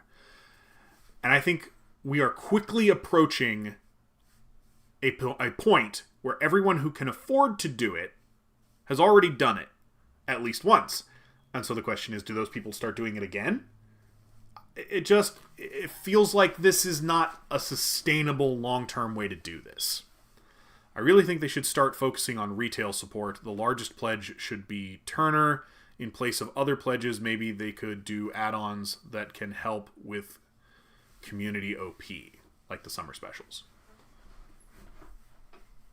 Let me think about that for a second.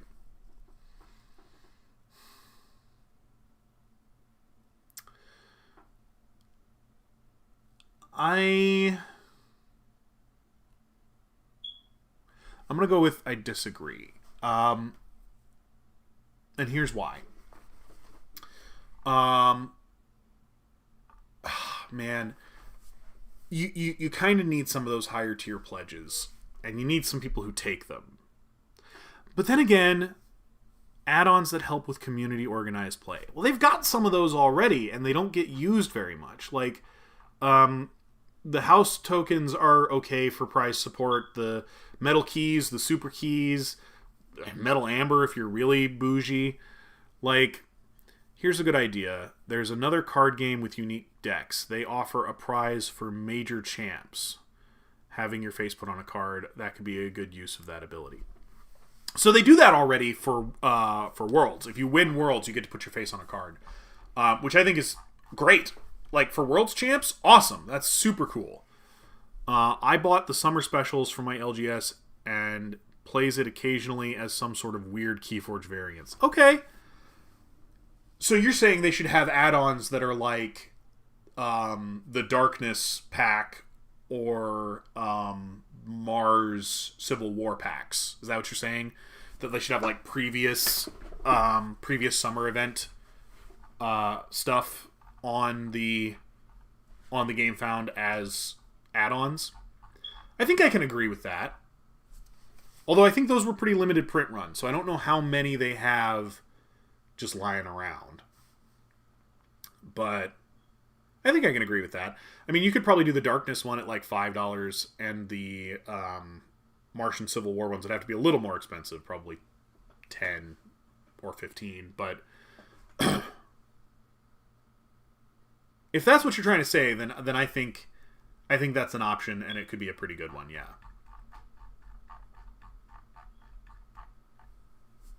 I'm even thinking about doing a Martian Civil War plus Darkness plus Prophetic Vision for the most complicated Keyforge game ever played. Dude, put Vault Assault and Community in there and just go absolutely nuts. That's a great idea. Sell any leftover kits. I still don't have an Elder Pod, and I literally was never able to play the Darkness one. Yeah, I actually think that's a good idea. Nope, I think those would be pretty good add-ons, actually. I mean, the print runs on those were pretty limited, so maybe they just don't have any lying around. But if you do it for the previous summer events, like, why not, right? If you've got any of them sitting on the shelf, it's getting them out the door at least. The other thing I've heard people talk about is that they should put the previous year, what are they called? Vaultmaster sets on as add-ons. I think that would work. Having more ways to play Keyforge is always good. I don't disagree with that at all. I think having more ways to play Keyforge is awesome. Even the ways I don't particularly like, personally, are good to have just to have them. I'm going to do a quick screen grab of these new cards for later. Boop. So if I'm looking in a weird location, it's because I am... I don't want that one. I want... There we go. It's because I'm grabbing these cards for later. Because I've been uploading a lot of the spoilers on Arcana lately, so you're welcome. And I'll put these guys up when I get a chance.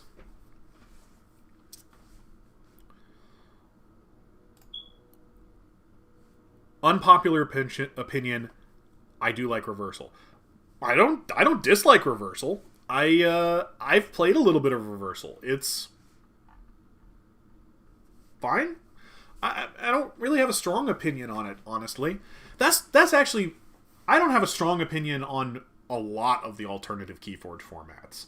Really, the only one I've got a very strong opinion on is the Adventures. I think the Adventures are freaking fantastic, and I really think they should put out like one adventure per set, personally. Because I think telling the story of what's happening in the form of an adventure is an awesome idea.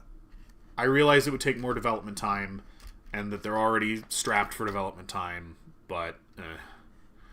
Also, I'm excited about the new summer special. I'm expecting it to be announced on GenCon. I hope so. I hope they announce it very, very soon, because I really want to know what the summer event's going to be this year. Good afternoon. Hey, Dave. Welcome, Captain. Good to see you. Glad to have you around. Most people in the community we did not like it. Didn't like what? Adventures? What did they not like?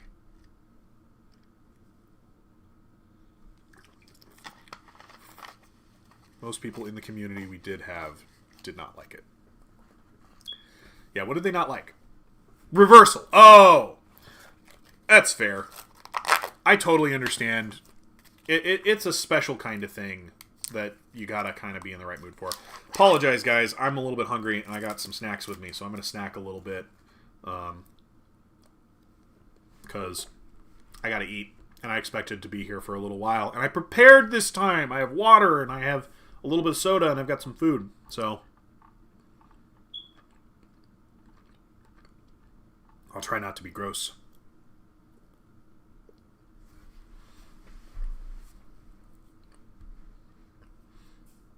I am hoping, though, we can almost definitely stick around until we hit the 75K.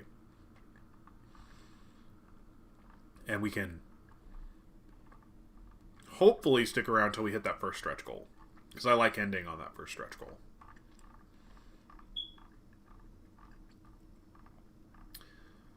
No, I think most of the alternate formats are pretty good.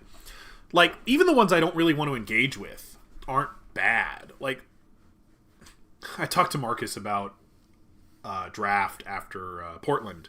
I played Draft, and it was fine. Personally, not my bag.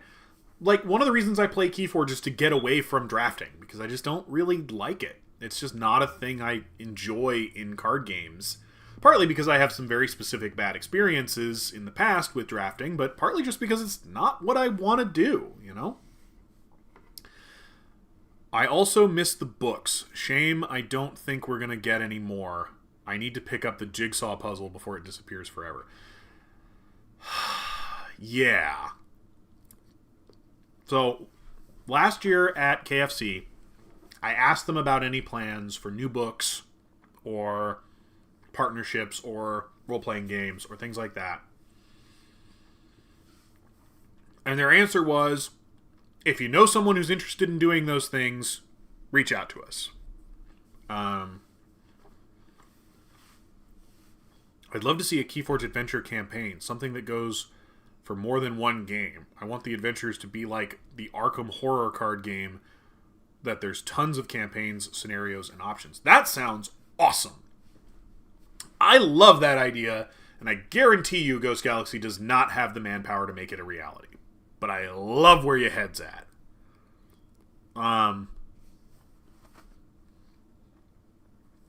Yeah, the books were not too bad. I liked the Tales from the... I liked the anthology book, where it was a bunch of short stories. That was really cool. I enjoyed that. The novel was fine. It was less a novel and more a travel guide kind of thing. I don't know. It was fine. It wasn't bad. I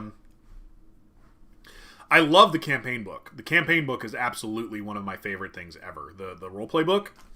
Oh, love that thing. There's so much good lore in there that I've pulled from repeatedly, and I really wish they would expand on it more.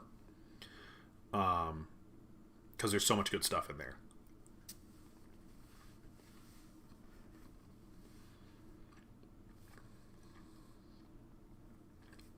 I did not know about the jigsaw puzzle. I don't know if I want the jigsaw puzzle, though. I'm not really a puzzle guy. Well, physical puzzles. What's the image on the puzzle? Is it just the one they generically use a lot that has the guys from different houses on like a ziggurat thing? Or is it something else?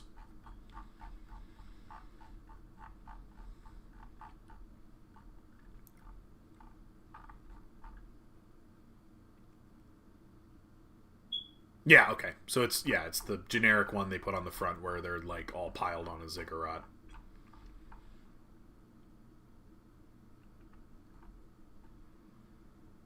Yeah, it's this one that you can see in the background of the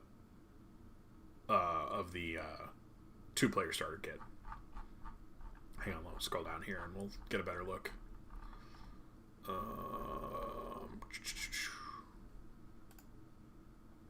It's this one. Where there's like the temple thing with the heads. That'd be my guess, because that's the image they used for a lot of that early stuff. For all the promotional things. Alright, where are we at on...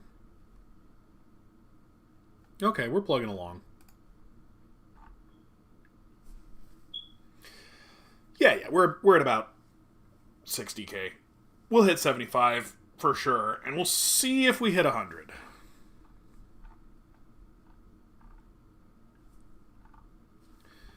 Hang on, actually. I'm going to shift you guys to the you can only see my face thing, and I'm going to go ahead and submit my pledge so that I'm contributing. And so that we're getting a little closer, a little faster.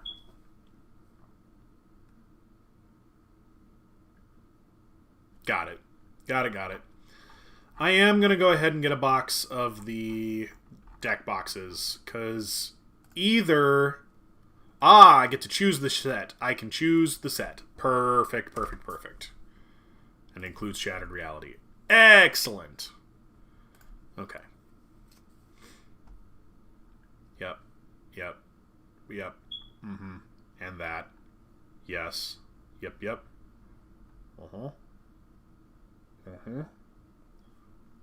Boop. Bop.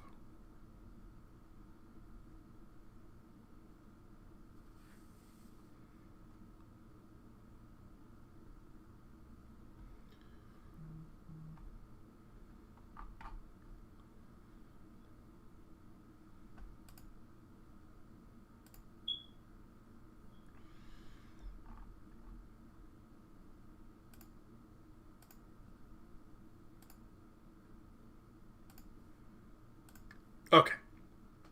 My pledge is in. I did my part. I'm doing my part. Art of the Keyforge book cover as well. I'm still amazed that we never got cards for the 2 characters out of the novel. Yep.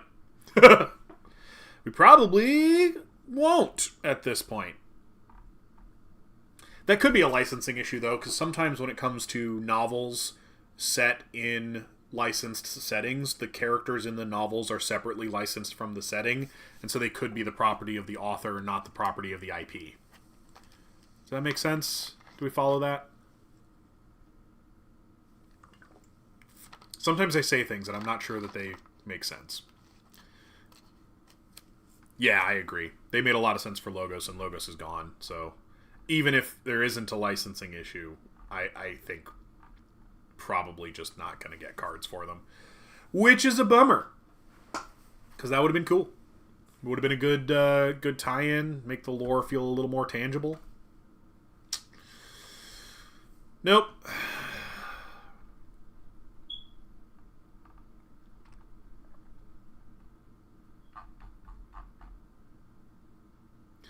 Made my pledge as well. Thank you, Dave. Thank you for doing your part. We appreciate it. I'm doing my part. I'm doing my part. I didn't do... Anyway. They could have been limited like Time Traveler and Help from Future Self. Oh, yeah, they could have been like linked. It could have been you get one, you get the other. Yeah. Absolutely. That would have been cool. That would have been cool for sure. All right. Since we've got a moment, and there are 3 new spoilers here, what do we think of these 3 new spoilers? I think Brain Slug is really good, especially at a common. Multiples of that are going to be insane. Are you playing at Homebrew Saturday? I am not. I'm getting ready for a trip. I'm going to be gone for the first 3 weeks of August. So I have to prepare for that trip. I'm going to try, everybody, I'm going to try to report on the big news as it comes out while I'm on my trip, but I can make absolutely no promises. I'm going to be traveling a lot for those 3 weeks, and so I don't know if I'll necessarily be able to update whenever there's things to talk about. But I'll try. But no, I won't be at Homebrew on Saturday. I got to start preparing. I got to get my stuff together, and I got to figure out a pet sitter and stuff. I like Brain Slug. It's good that it doesn't give itself or other copies of itself invulnerable. It's only 2 power. It has no protection of its own. Put it behind a taunt creature, though, and it's going to be a problem. But, I mean, in this set, not that hard to deal with because you can just graft it. Elora, look at your opponent's hand. You may put a card from it on the bottom of their deck if you do draw a card. That's just insane value at a common. So this is part of what drives me nuts about graft. The cards that don't graft, that we've seen so far, are insanely high value and just doing like broken balls to the wall nuts shit. And the cards with graft Don't even care what they graft, because that would be too good. Annoyed. Dominic Dime. I don't hate this card, but I don't love it either. Graft an enemy creature onto Dominic Dime. If it's destroyed on your turn, put Dominic Dime and each card under it into their owner's hand. Like, I don't hate that. It's not great, but I don't hate it. It means you can kind of bounce him and keep removing threats. And if your opponent kills him, then whatever's underneath him goes to the discard instead of back to their hand, so... I agree with your graft assessment so far. Yeah, like look at these two non-graft cards. Brain Slug makes the two creatures next to it unkillable and undamageable at a common. And Allura looks at your opponent's hand, removes a card from it, and draws you a card. That's insane value. That is bonkers level value. Deflect won't even let you graft an enemy creature unless you purge a Brobnar card first. Like... Ugh. Big ugh. They've shown us deflect several times. Like, Coelho doesn't graft unless he fights. I don't know. Random thought. If we don't hit the stretch goal to reveal the name of the next set, do they just go do a Gamefound without the set name? We all figure out we received the pledges? Like, in theory, yes, but it's never happened, and I don't think it is gonna happen. I'm pretty sure we're gonna hit it, but yeah. I guess I'll have to target opponent's Brain Slug / Allura for grafting. Yeah, right? That's the thing, is they're like, well, we'll make all the other cards that don't graft nuts, and then you'll target those with your graft effects. And then that's what makes graft valuable, is that it targets the other ridiculously powerful things.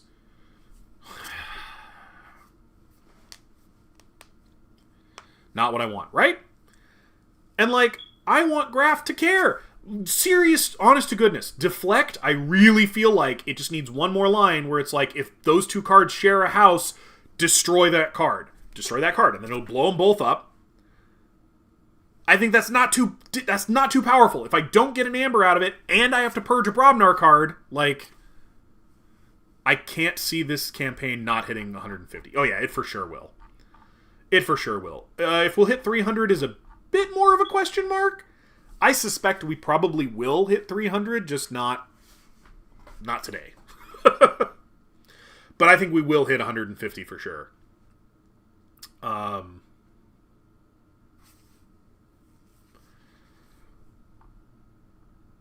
The question is, are we going to hit 100,000 in the next hour or so, hour and a half? Maybe. I think we're going to get to the 75 here probably pretty soon. We'll get to the 75 before the next hour, hour and a half. Are we going to get to the 100? I don't know.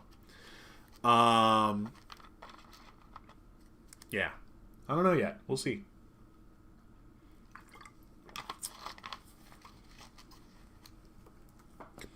And if you haven't already, check out the add-ons. Always good stuff on there.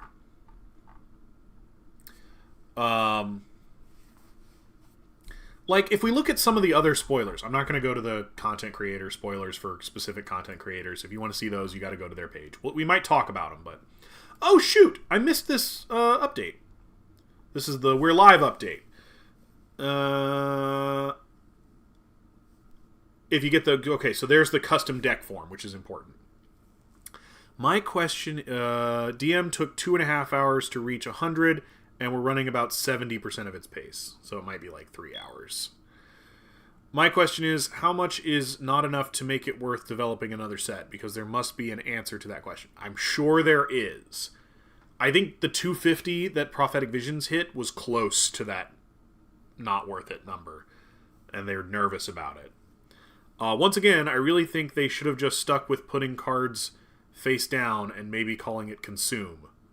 But nothing we can do now. Yeah, I hear you. And if you're not going to really lean into graft the way it deserves, I would have to agree. But but we'll see. Maybe they'll lean into it the way that it deserves. Maybe there's time to salvage it. I really think that all the graft cards we've seen that don't have an ability that cares about the card that gets grafted could add like one sentence to almost all of them to just, and then they would care. All right. This isn't what I was looking for, though. What I was looking for was... I don't think this one had graft. No. But this is, again, what I'm talking about. Put a card from your hand on the bottom of your deck, draw a card, is insane value. All of the cards that don't graft are just balls to the wall, insanely good. And the ones that do graft are like, I let you get rid of the other thing that's insanely good, and that's all you need from me.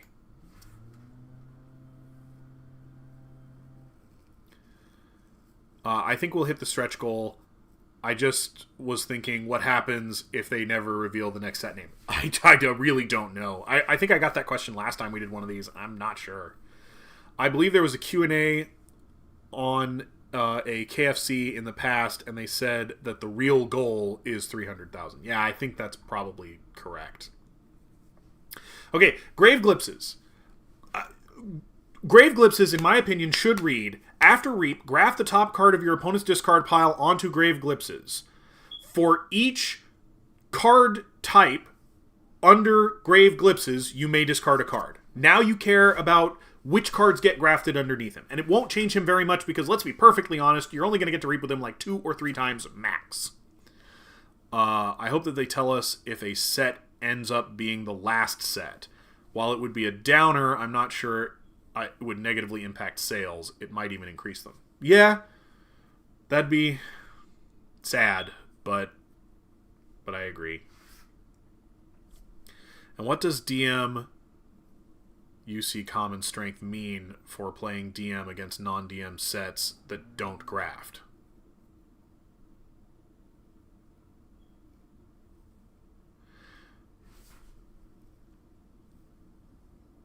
Oh, yeah, okay. What does Shattered Reality Common Strength mean for playing Shattered Reality against non-Shattered Reality sets that don't graft? Right? It just means you have balls to the wall, insanely good commons and uncommons that your opponent needs removal to deal with, I guess. This is not an insane effect on Grave Glimpses. It's not. Oh, yeah, I know.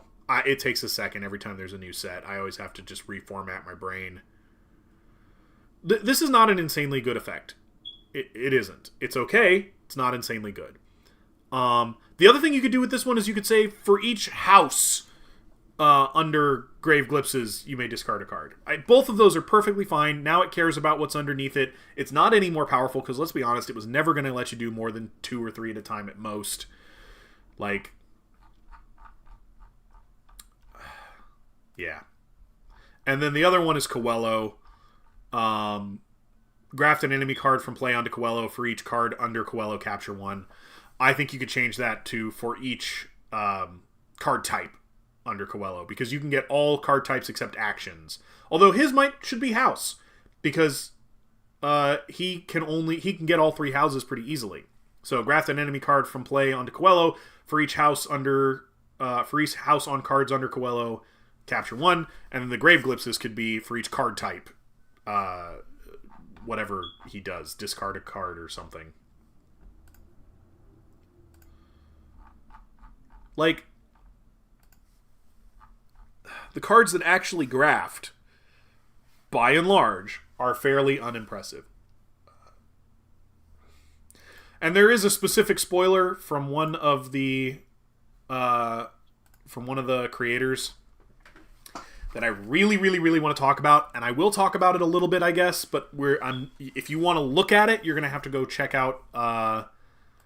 Oh man, who spoiled that one? It was. Oh no, I feel bad. Who spoiled that one? It was not. Nope. Oh, this is the wrong article. I was hoping for a tie between Graft and the Darkness lore. Tell me, the lore in this set isn't present, and it's annoying. This is not it either. I gotta go to the... There we go. I think it was not Bad Penny Press. I think it was Team GG who spoiled it. Although it might have been Ugly Strew. I'm sorry if I accredit it to the wrong person. But there was a Uboros card that got spoiled called Crown Breaker. And I'm not going to pull it out right now to look at it, so I might misquote it a little bit. But it lets you... It has the ability to purge cards from underneath prophecies. Specifically prophecies. If prophecies are a problem, why didn't we errata them to make them less of a problem? If you introduce something with the express purpose of solving the power problem of a previous set, you're just going to create more power creep. That's why PV was too powerful, because it was introduced to deal with GR, and now it's unbeatable, and if you try to do that again, it's a power creeping death spiral from which there is no escape. I feel like I say this every single set. I feel like I say this all the time, and I don't know if I'm just screaming into the void, but if something is too good, make it less good. Don't introduce something better to try to fix it. We tried the rock, paper, scissors approach. It did not work. It was a failure. Don't do that again. There should be a big story going on between the dragons and the darkness, right? Maybe that's the summer event. I don't know. But yeah, like the battle between the dragons and the darkness is supposedly what shattered the Crucible. And it's broken, I guess? But like, show me. All you're doing is telling me it's broken. Show me. Yes, that's what I was hoping for. I was excited about seeing what happens in the aftermath of the darkness event. And how does the Crucible deal with it, right? And I don't think this set is showing me that. You're telling me that that's what's happening, but you haven't showed it to me. I've played so little PV, I don't even know if you can have both prophecies in play at once. You absolutely can. That should be the theme for Shattered Reality. Agree.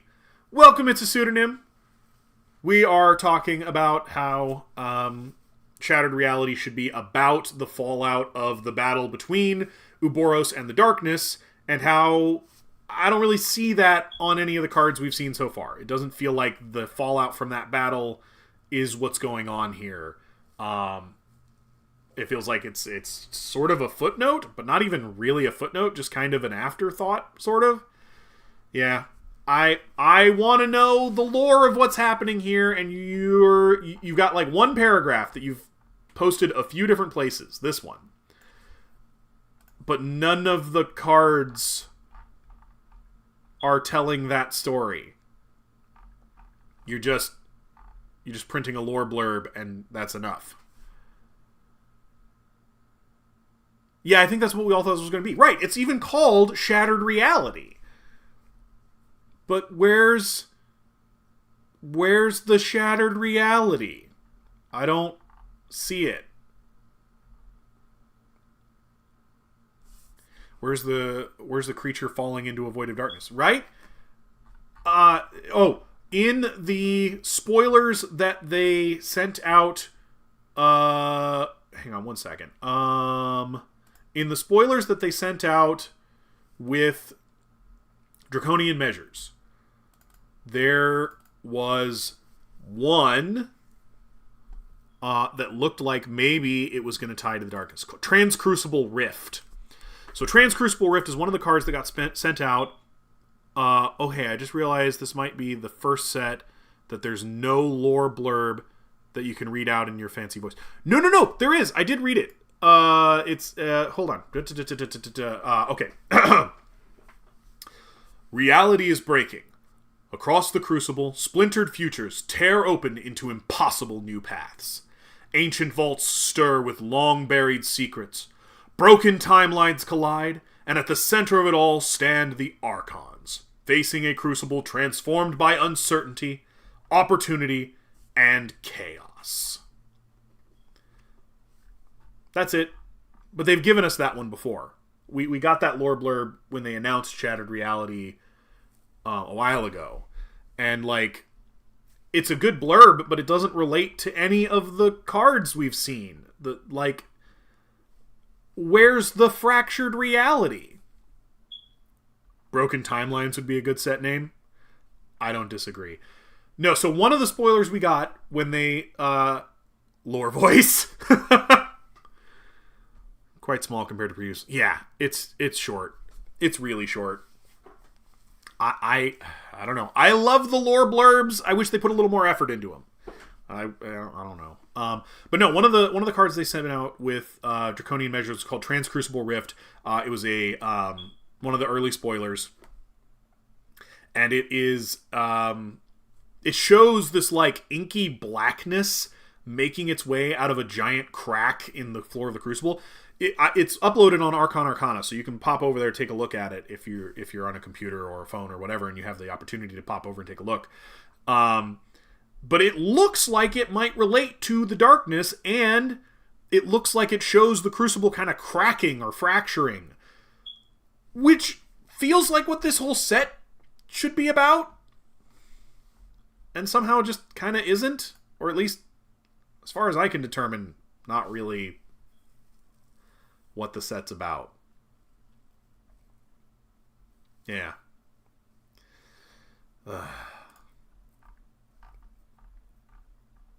One of these days. All right, where are we at? We are at 60,000. Yeah, we'll hit 75. It might be another hour. I don't know. I want to stick around until we get the first stretch goal, because I want to talk about the name of the next set. But we're kind of going at a bit of a slow pace at the moment. Have they said how much is reprints? Probably the usual amount, I would expect. Oh, it's a pseudonym. They do have New Zealand shipping. Where did I find that specifically? Bam. This is their shipping partner for Australia and New Zealand.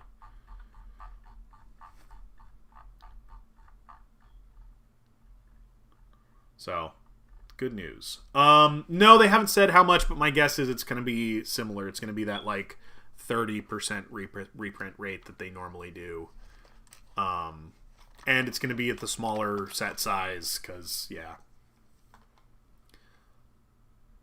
When I commented on the previous update calling you the Lore Master, I thought that they should collaborate with you on marketing Keyforge lore on YouTube. Maybe have you do more lore and stories on houses. Honest to God, I would be thrilled beyond belief to work with Ghost Galaxy on developing the lore of this game. That'd be a dream come true, honestly, because I love lore and stories and universes, and creating and developing those sorts of things is something I'm really excited about. I would love to do that. GG, that would be incredible. Hit me up. I for sure would be thrilled to help develop the lore of Keyforge and to expand the universe and to integrate the lore into the game. I think that would be super cool. As of right now, they have almost no YouTube presence, and for Keyforge, you're the most consistent content creator. Thanks. I've not been super consistent lately. I still have recaps from Portland and St. Louis that I haven't even started on because life's been hectic over here, but I do my best. I only started making content to get a spoiler card. I did get one, but for another game. Oh, I'm sorry, man. I did it because I really, truly care about the lore of this game. And specifically, I did it because I played a lot of Magic, or used to play a lot of Magic. I don't anymore. And when they first introduced Universes Beyond, I was one of the people who said, this is the death of original content in Magic, and this game will never be the same. And I was called a crackpot. People were like, that's just insane. You just don't like new players. You're just a gatekeeper. So I left that game behind, and I don't play Magic anymore because they don't care about their universe. They decided that their universe isn't important to them. And I started playing Keyforge around the same time, and I realized that I love the universe of Keyforge. I love the lore and the story of this game. And I was worried that if there weren't voices in the community saying they love the lore and story of this game, and they love this universe, and that those are important things that they care about, then those would stop being things they cared about, and they might go away. Do I have any Portland, St. Louis insights you'd like to share in the live stream? Yeah. So the biggest thing I got asked about before I went to Portland or St. Louis was what my thoughts on draft were going to be. And that was one of the things I wanted to go over in my Portland and St. Louis recaps was my thoughts on draft, which I'm happy to share here. I'll absolutely share them. My thoughts on draft are this. It's not for me. I didn't particularly like it. I didn't hate it, but I didn't particularly like it. The knowledge curve is really exaggerated. So what I mean by that is Keyforge is already a game where the better you know the card pool, the better you're likely to do. And that is magnified massively in draft. So newer players are wildly disadvantaged in draft, whereas older, more experienced players are like massively advantaged. It magnified that knowledge gap hugely. The actual experience itself was fine, no problems. Everything went pretty smoothly. Nobody was problematic about it, and we didn't run into too many issues. There was more participation than I think anyone expected, and so it definitely ballooned. But I think a lot of that participation was because they did it on Sunday, and there was nothing else to do unless you were in a top cut. I want to see what happens if they put draft on not a Sunday. If they put it on a Friday or Saturday, does it still get that huge number, or is it just because there's nothing else to do? Another reason was I wanted to give UK players a voice, because there really wasn't really one. So I made vlog and podcast. I also wanted to give people a short option. Not everyone has an hour a week. Oh yeah, absolutely. No. Your short form stuff has been great. I'm not really good at the short form stuff, and like the other thing is my editing is terrible. I'm no good at editing, and so that's why I like to do live streams and why most of my videos are pretty minimally edited. Because I'm just a talker. That's just what I am. Is I just talk until people's ears fall off, And if you're okay with that, here I am. I'd love to talk. But other thoughts on Portland and St. Louis? Both events were a ton of fun. Side events were very successful. Changing to Swiss from 2LO was good and bad. A lot of people dropped out when they normally would have still dropped out, even if we were still doing 2LO. In fact, several people dropped out while they were still in contention to make top cuts. At St. Louis, I experienced the problem with Swiss that can happen, where I ended up in the bottom of a bracket and just could never fight my way up, because every opponent they kept giving me was also in the bottom of the bracket, and so even though I beat them, I didn't really get a higher strength of schedule, and they would just drop out of the tournament immediately after. Even though both of the opponents I lost to, and I only lost to 2 opponents, both of them made it into the top 8, and both of them said I was one of, if not their most difficult opponent before making it into top 8. So sometimes the editing took as long as the content, especially the gameplay ones where I did commentary and post. Oh yeah. Editing takes so long, and I don't really enjoy editing either. It's just not a ton of fun, really. So I do the amount of editing I feel like I can, where I can, and I just kind of don't bother with the rest personally. Other thoughts on Portland and St. Louis. I love draconian measures for sealed. Love it. I think it's so much fun in a sealed environment. There was a lot less prophetic visions getting played at Portland than I expected there to be. I want to see the official article and see exactly how many, but a lot of people just didn't play it at Portland. Apparently, basically the whole community was just like, yeah, PV's going to win anyway, so I'll play something fun instead. And as a result, there wasn't a lot of PV. That wasn't true for St. Louis. I think for St. Louis, PV was half the field or more. But I don't know exactly how Archon top 8s shook out from there. Alliance was attended in Alliance's usual attended amount, which is to say not a terribly large amount.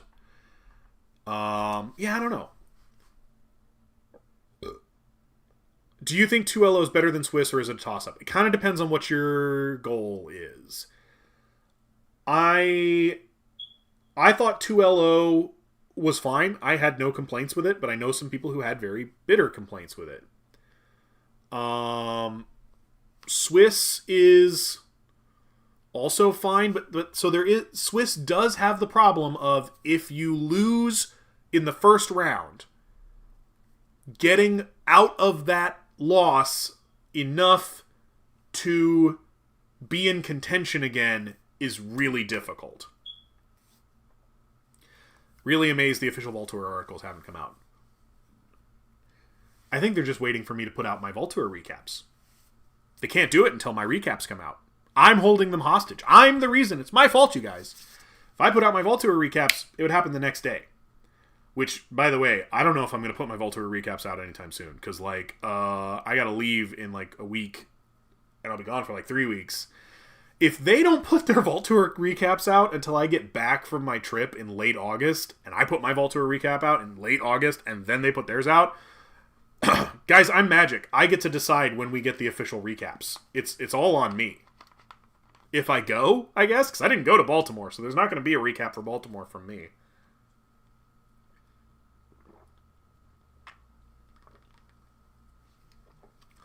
Watch them drop all 3 recaps in the same day. Just literally right on top of each other.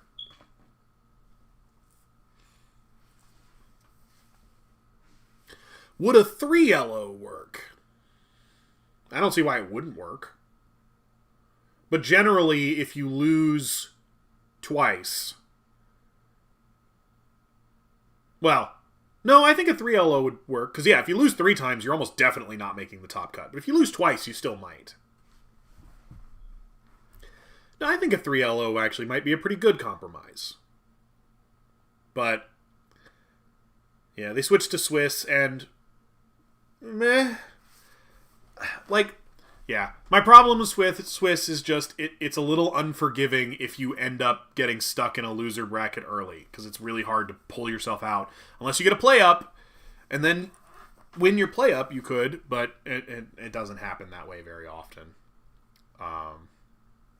So Swiss is just rough if you get a rough start. If you get a rough start, you're kind of just trapped. Struggle bussing for the rest of it.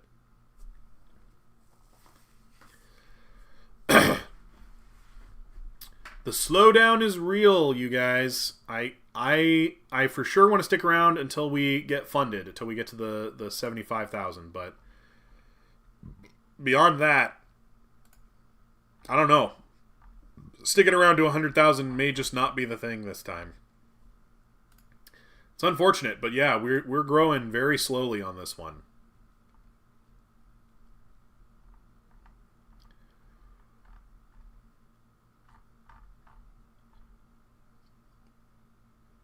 Yeah, like, the non-graph cards are just nuts. Even Tanner Wells. Discard a non-Shadows card from your hand if you do ready another friendly Shadows creature. The other friendly Shadows creatures we've seen are like Allura. Let's do that a second time. Oh, and all I have to do is discard a non-Shadows card that I wasn't going to play anyway? Neat. Honestly, Tanner Wells would be more balanced if he said discard a Shadows card.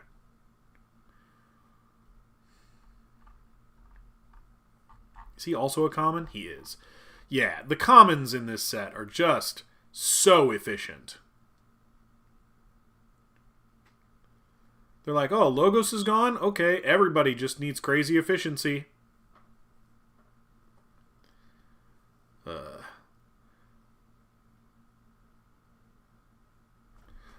We don't know what it's going to be yet. I'm hoping they'll announce it soon. The summer event. So yeah, I didn't hear what the summer event was. We don't know what it's going to be yet. I'm hoping they're going to announce it soon. It'd be kind of cool if it was Uboros versus the Darkness. But I doubt it. I suspect they're going to do something else. Something new. 69% of DM's pace.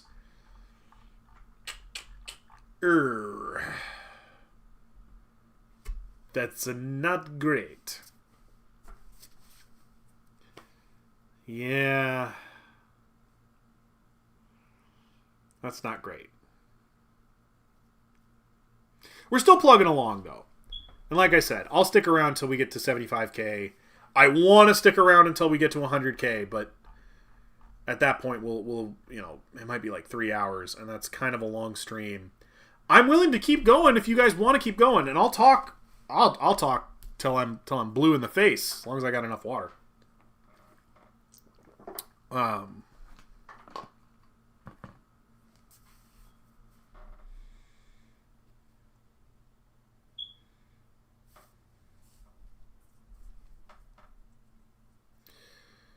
Yeah.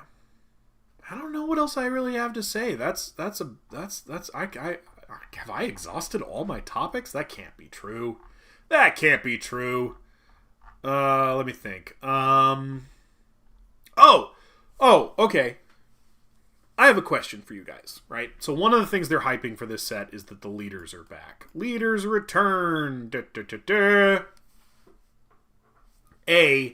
Are we excited about leaders? Is that a thing that we're really excited about? And B, are they saying that every house in this set is getting a brand new leader? Because if so, Emperor Memrox literally just got printed in draconian measures. Are we replacing him already? Like right now?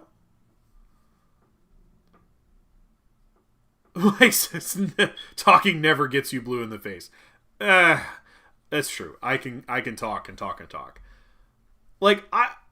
This sounds like what they're saying is everybody's getting a new changed date affected it. I forgot today was the campaign day. Oh, probably it affected it at least a little. Yeah.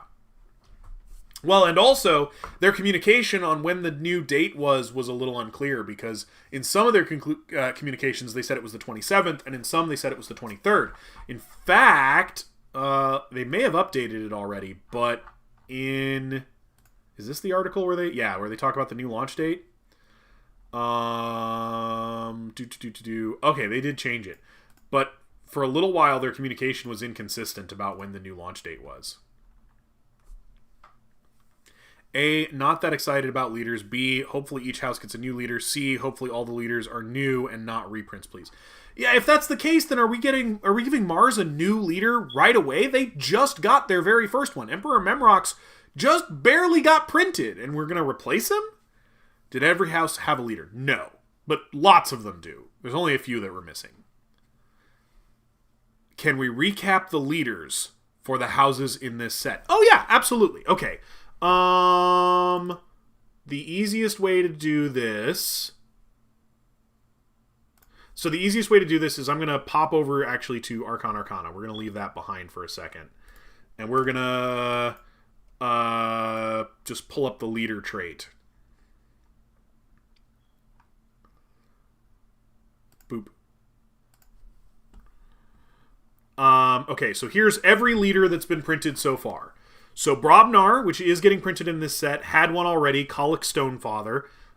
He's a 6-power creature with, while he's in the center of your battle line, each friendly creature gains Skirmish, which is pretty good for Brobnar, but I can definitely see Brobnar getting a new one because their house is not massively homogenous, so it would make sense that they could have multiple leaders. Dis is not in this set, but they have a leader. Logos is not in this set, but they have a leader. Mars is in this set, Emperor Memrox, and he just got printed.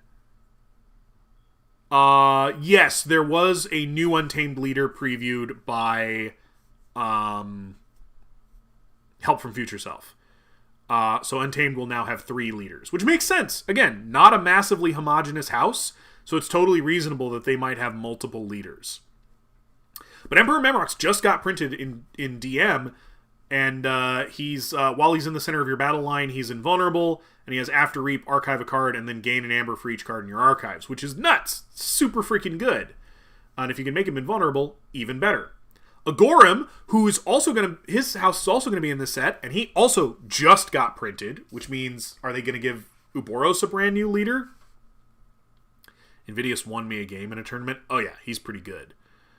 Glad Witch Queen was not reprinted. Yeah, so they're not getting Witch Queen again. Agorim was also just printed. He's 7 power. While he's in the center of your battle line, friendly creatures get +5 power. Are we replacing Agorim immediately? Like, both of these guys are brand spanking new as of draconian measures. Are you telling me that we're getting new ones for Mars and Uboros again. Sanctum's not in this set. There's Gizelheart. Saurian. Is Saurian in this set? I'm not remembering. What are the houses in this set? Give me a second. Show me that box. Nope, that's not it. There it is. No. Okay. So he's not in this set. Shadows had the Shadow Council. Shadows is another one of those houses that maybe could have multiple leaders and it would make sense. So I can understand getting a new Shadows leader. But the Martian rebels are supposed to be wiped out. If the Martian...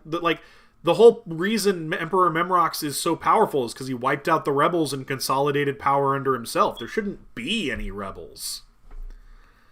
At least that's what the Martian Civil War was about. The Shadow Council, there could be a different leader, but the Shadow Council in lore is the head of House Shadows, so it would be kind of weird if there was a different one. Star Alliance should not have another leader besides Captain Val Jericho. Captain Val Jericho is the captain of the Quantum. She is the leader of Star Alliance. Star Alliance has a pretty rigid hierarchy. If Star Alliance gets a new leader, that would be weird. And we know Untamed is getting a new leader. And what's the other house? Unfathomable. Unfathomable actually hasn't had a leader yet. So that could make sense.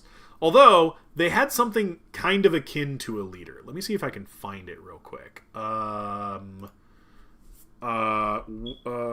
it... Which one was she in? Was she in Rise of the Keyraken? The leader of Mars rebels could have escaped. Only way it makes sense for Star Alliance is if she perished. Yeah, right. Unless she already died. A lot of Star Alliance members died. Yeah, it's possible. I don't like that answer for reasons, but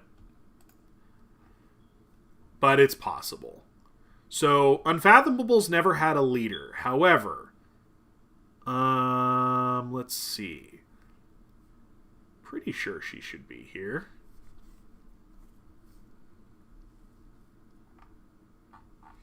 Maybe she's in the nightmare mode? No, she's in the normal mode.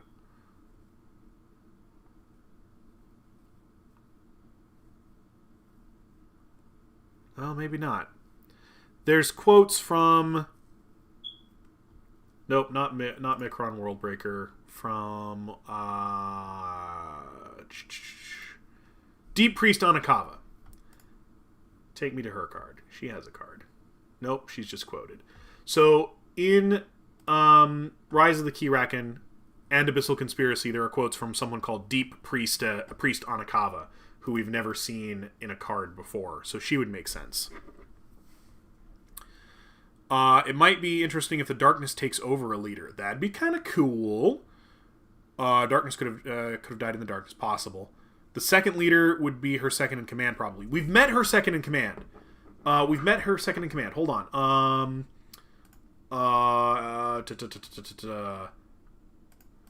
This is stuff I know, you guys. I pay attention. Card. Hold on. Type. Creature. Show me creatures. Nope. Oh, wait. She's going to be way at the end. Because...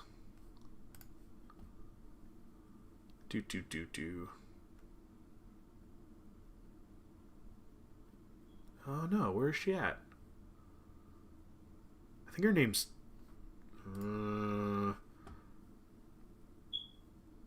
Commander Chan. No, Chan is not the number 2. The flavor text on her card specifically identifies her as Val Jericho's number 2. I'll know the card when I see it. I just have to find it. I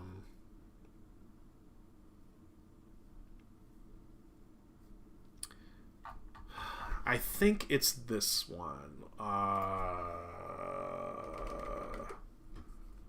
Nope. 2B's Tabber? Nope. Where are you at? Nope.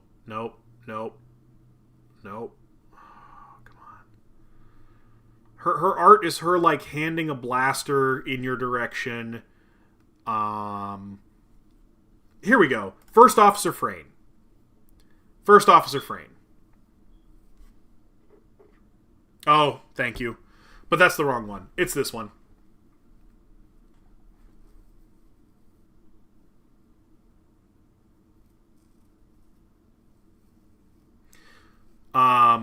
So yeah, no. First Officer Frayne is the first officer of the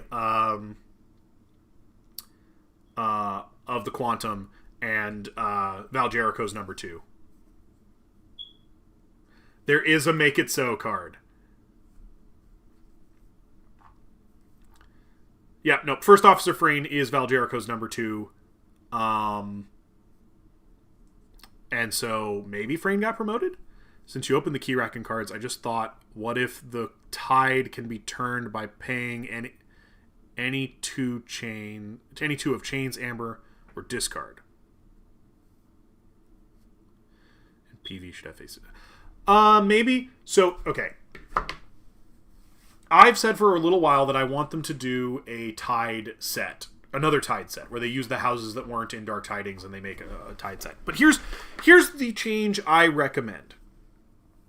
Instead of cards caring about if the tide is high or low, and instead of cards raising the tide, have cards care about when the tide changes, and have cards change the tide. So whatever it is, they change it to the other thing. And cards don't care if it's high or low, they care about when it changes. And there's a couple of cards that already do that in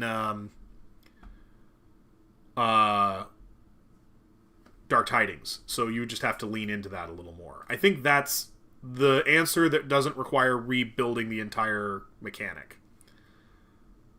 Pace is quickening as we approach 75k. Oh, let me pop back over and take a look.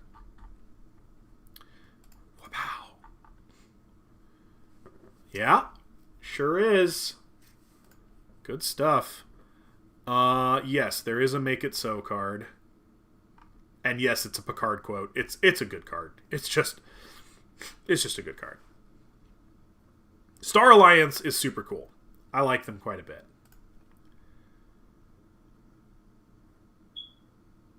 Were Evil Twins a missed opportunity and should be done again, but equal odds?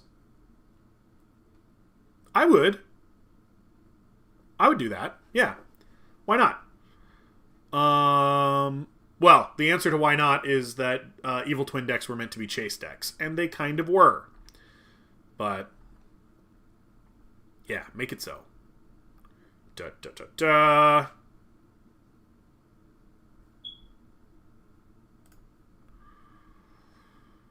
Darkness Twins. Ew. Yucky. Why you gotta put the gross on them? Ah! My favorite officer in all of Star Alliance. Thank you, Quartermaster Body, for your incredible service. Ah! I like it.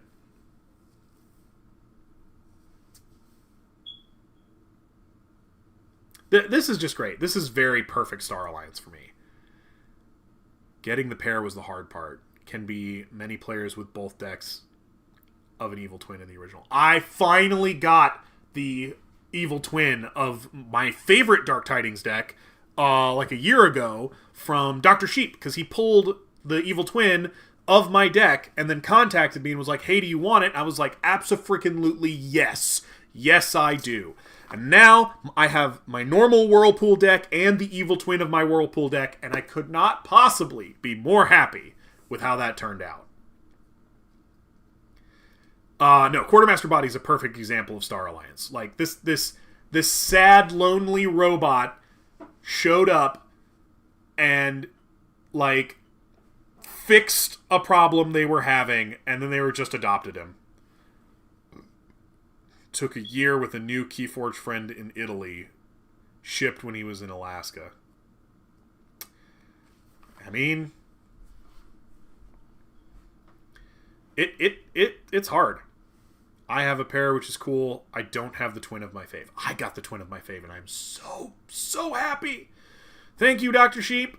That was awesome. One of my favorite things to have happened in Keyforge. If there would be another Evil Twin set, I guaranteed Evil Twin deck would be the 200,000 stretch goal. Oh, man. You know, I might add some more add-ons to try to get to that stretch goal. Oh, man. Okay. So, yeah. Unfathomable is going to need a new leader for sure, because they don't have one yet. And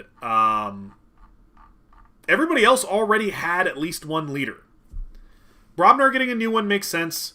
Mars and Uboros shouldn't get a new one. They just got their old one.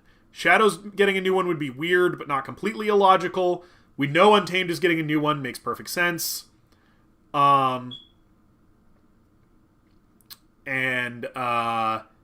Star Alliance shouldn't get a new leader unless something happened to Val Jericho. She's the leader. Now, what they might do is they might reprint the same leaders with new abilities. So just give them a subtitle, like Captain Val Jericho in Jeopardy or something. They could possibly do that. But, I don't know. What does the new Untamed leader do? You'll have to go to Help from Future Self's Discord to take a look at the card, but I will do my best to remember what he does. I think he gives all of your creatures an After Reap ability. I'm pretty sure it's After Reap Capture 1 or something like that. And then if he's in the middle of your battle line, he lets you move each creature from... Or he lets you move each amber from a creature to your pool by... I think it's a fight ability. It's not bad. It's already 2 a.m. here in the Philippines. Signing out. Thanks for the stream. Hope the chat again. Oh, yeah. Thanks so much for checking in. I appreciate it. I'm always glad to talk. I'm always glad to have people to talk to. Such a huge jump in price from $85 level to $450. Oh, there is a step in between. It's just their, like, promoted one, and so they put it at the top of the list. It's the 165. Yeah, it's the featured, so it's listed at the top. But it is in between.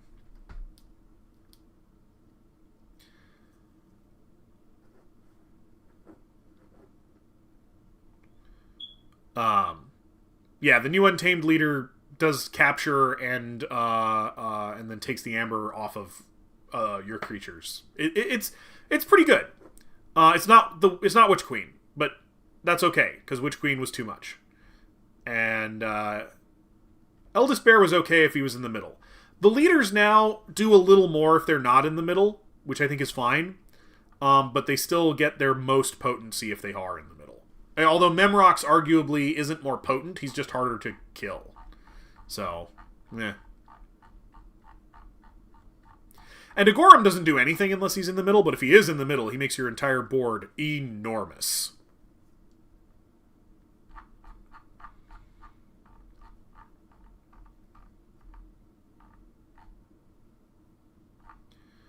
Alright, we are creeping up towards that 75k.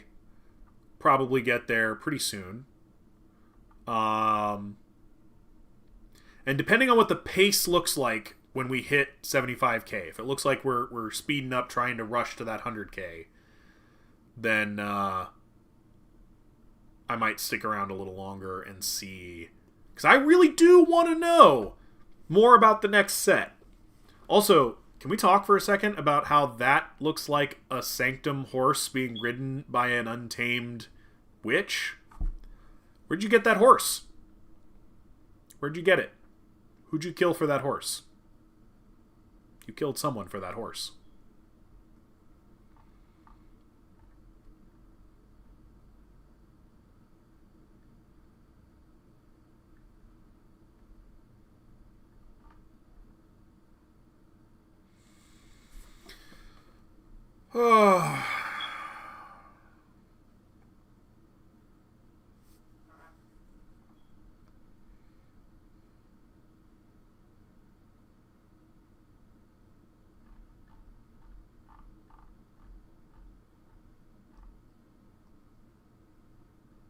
This looks cool. I don't know what that card is, but it looks cool. I like it. OG Four Horsemen returns. Oh. Is what this is? Nah, I killed him and took their horse. That's all.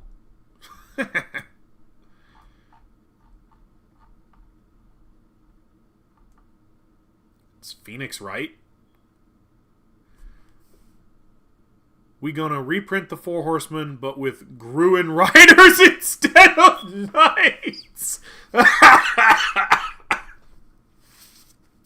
Dang. What? just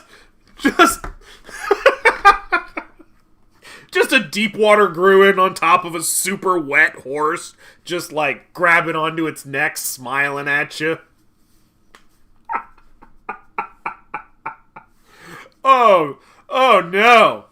No. Also, I've become convinced after reviewing all of the cards that have Gruens in them or talk about Gruens that Gruens are apex predators. Watch out for that video. I'm one of these days I'll put that out, but yeah.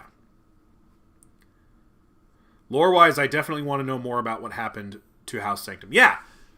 What happened? They lost fighting the darkness. They fought the darkness and were destroyed. But how? Like, what did they do? What was the procedure that led to their destruction? Yeah. I agree. We should definitely get more details. And the lack of more details. Disappointing. Naughty Ghost Galaxy. Naughty Ghost Galaxy. The other thing we could look at, and I suppose would be worth at least a little bit of our time, is we can look at the 3 cards who already have Graphed. And I have a question. Do we think they are going to reprint these 3 cards in this set, in one of the houses in this set? Or do we think that these 3 cards won't be reprinted in this set and will instead appear in a future set as part of a new, as yet unrevealed house? Gruens are actually the architects. Jesus. Doorstep to heaven finally opened for them. Yeah, right? The door to heaven is open, boys. Everybody in! Because I look at these 3 cards, and the distinct visual design really strikes me. And I feel like these are definitively from a house we have yet to see. Does that make sense? I think all 3 are coming back. What house do you think they're going to be in? Where do you think they're going to put them? 2 creatures look sort of unfathomable. You think so? Really? I don't know. I mean, his traits are alien and cyborg. And I don't know. They both have cyborg. I'm not sure. I'm not sure I buy unfathomable, but to me it looks like they're almost inside of like a sci-fi server room. Or maybe, you ever watch like Code Lyoko? It kind of looks like they're inside the computer. The Memolith, a little less so, but it's still got that very cyber sci-fi look to it to me, you know? Full cyborg monster house. Like, that's what I thought was going to be the thing, which is why I was excited for these cards, and I was excited for the house that they're part of. Like, look, they've got these sort of distinctive, like, red accents on their technology that doesn't really match anything we've seen. Like, and Memolith is a location. Yes, it's a place. Graphed may have been repurposed from a house mechanic to a set mechanic. That seems to be what I think happened. But my question is, does that mean that the cards that were going to be part of that house are now just going to be shoehorned into one of the houses that the mechanic is going to be introduced in? Or do we think that they won't get put into this set and we'll see them in the future in their proper house? It's the color scheme for me, but trait-wise, it doesn't match. Memolith, I'd have gone Logos, if anything. I think all three of these would have made sense in Logos, but Logos is gone. There is no Logos. And so, like, that's the only house that kind of made sense to me, and it's gone. And to be fair, I didn't even think Logos made all that much sense. I thought they very distinctly looked like their own thing. And with no Logos around, like, yeah, I feel like these were meant to be a distinct, unique, new house, and instead they're not. But that's my question. These three cards specifically, are we going to see them in this set? Are they going to get reprinted? Because, like, here's the thing. They did show us these cards in the Graft Explained article, but they didn't give them a house. They're still in the anomaly border. Logos interdimensional return in the future. Ha! To be fair, a lot of other anomalies were from future houses we hadn't seen. Yeah, a lot of them were. Absolutely. And those houses got introduced. Unfathomable had one. Skyborn had one. Like, you know. A cyborg monster house could use some Logos mercenaries. Yeah, for sure. Like, they showed us these two cards, but they didn't give them a house. They still have the anomaly border. I don't know what to think, you guys. I don't want them to put these cards in this set because there's not a house they fit in. But at the same time, these are our classic graft cards. If they don't get put in this set, then the graft mechanic is not even present. Like, when Shattered Reality was first announced, a lot of people were like, oh, it's going to be the graft set. And then we got the spoiler cards with the Draconian Measures Gamefound shipments, and we knew all 7 houses, and there was no new house. Either this is the house Logos died to make room for, or these are Logos post-darkness, in which case they'll show up in other existing houses. Is Timequake still an anomaly? I have one in my DM deck. No, it's not an anomaly anymore. It is a Uboros card. I'm so disappointed that Logos is gone. Rip Logos. Yeah, I don't personally mind it that much, but I get the sentiment. I understand. I forget. Is this an anomaly set? No. No, it is not. It is not an anomaly set. The next one would be an anomaly set. I think. Because I think this is the 11th set, and they do it every 3. Yeah, every 3. And I'm pretty sure this is the 11th. Yep, this is the 11th. So next set is an anomaly set.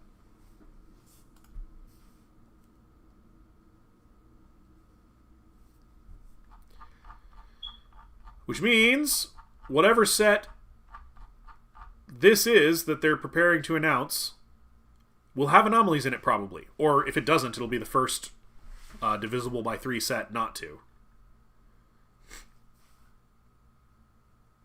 Yeah, it's the 11th.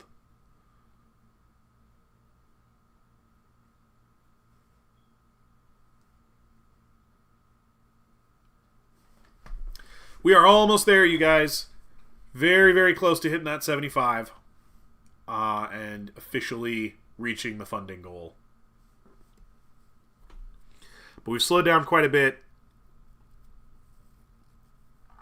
Do we want to go to 3 hours? Are we invested? Are we excited? Do we want to go to 3 hours if that's how long it takes to hit 100K so that we can see the name of the next set? Yeah, it launched today. Yeah, it launched today like 2 hours ago.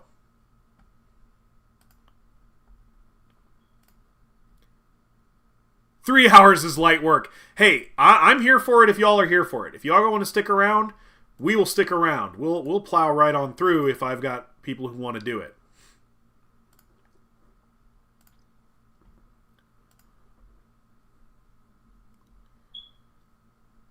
Because I do want to see the next set. I'll be here. You and me, bud. We got this. Thank you so much, Spider Spawn.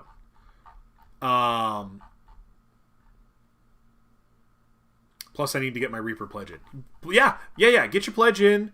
And look at the add-ons. Add-ons are always good. Pick up a couple of goodies. Get the pins if you don't have them. They're real cheap. Get the adventures if you don't have them. They're also cheap and very good. Yeah.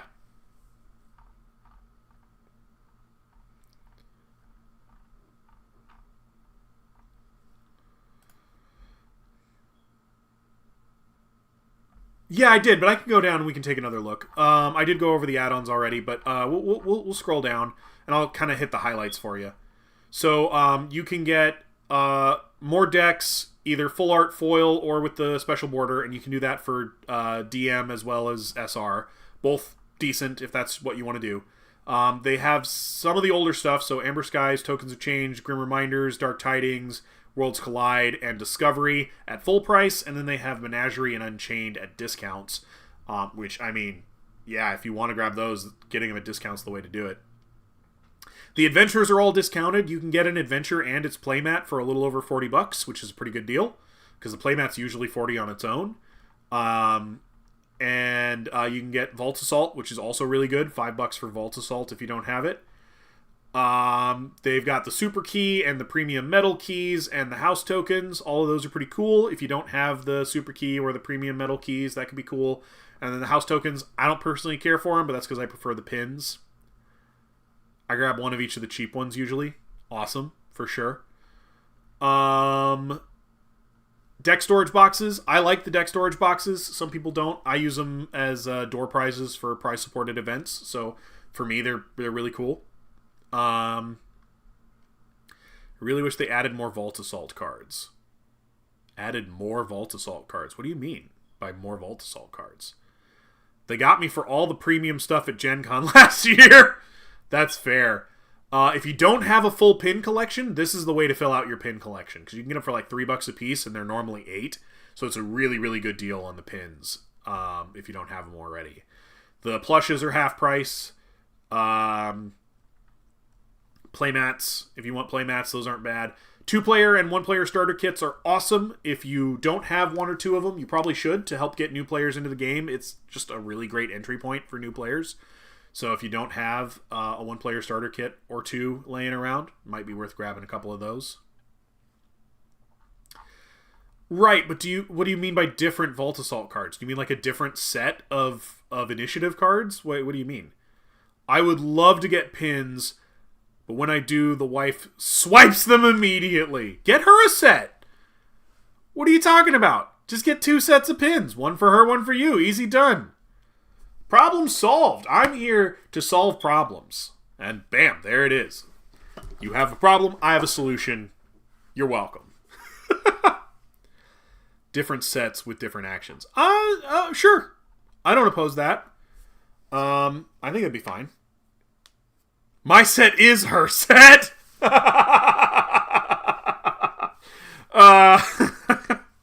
My wife is also really into pins, but she's not super into Keyforge, so I get to keep my Keyforge pins.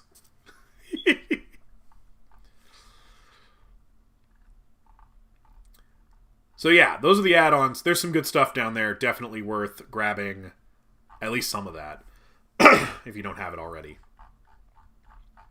And then get your pledge in, because we are close to that 75,000 goal. And then we'll see if we can hit the 100,000, because, yeah, it'd be really cool to get the name of the next set, because the next set will be an anomaly set, as Dave reminded us. So, looking forward to that.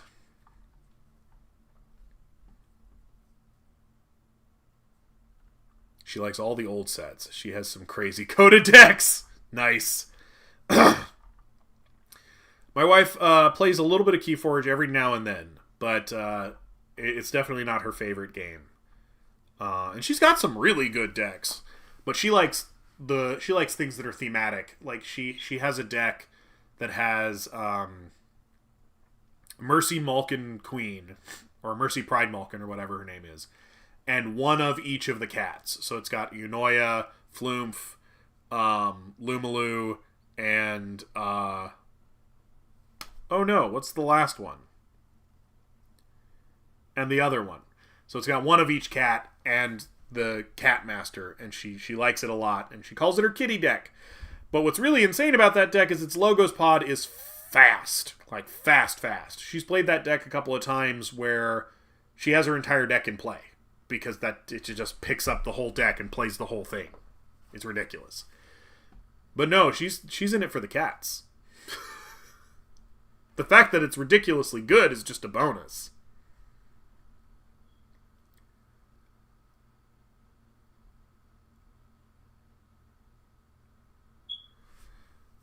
Do you know how many premium architects have had themselves made into cards so far? I don't know the exact number, but, like, it's getting pretty high. 40, I would guess, ish. Maybe more. My wife picks decks strictly by name, color, and how cute the Archon is. Plus, the deck has to have Untamed. Yeah, my wife also likes Untamed a lot. Definitely one of her favorites. Have had themselves made into cards. Yeah, so it's probably 40-ish. 40 to 60. Actually, maybe more than that. It's been quite a few, which is one of the reasons it takes longer and longer in each of these Gamefounds for the Architect of the Crucible Premium Edition to sell out. Like, we still haven't sold it out yet, and we're several hours in. Or, well, not several. We're 2.5 hours in. And there's still 3 left to sell. Like, because this community is not huge. Oh, shit. Did we pass it? Hang on. I think we passed it. I need to sign off. Have a great trip. Hope to be able to see you when you get back. Take care, Dave. We did it! We did it! That's 75,000! Hell yeah! Do they have it set up to automatically put out the update that we reached our goal? Not automatically. Hopefully they will put it up soon, though, because I want to read that one, because sometimes that one has spoilers. Yeah! 75K! Funded! We did it! Mission accomplished! Woo! We did a great job. Go team. High fives all around.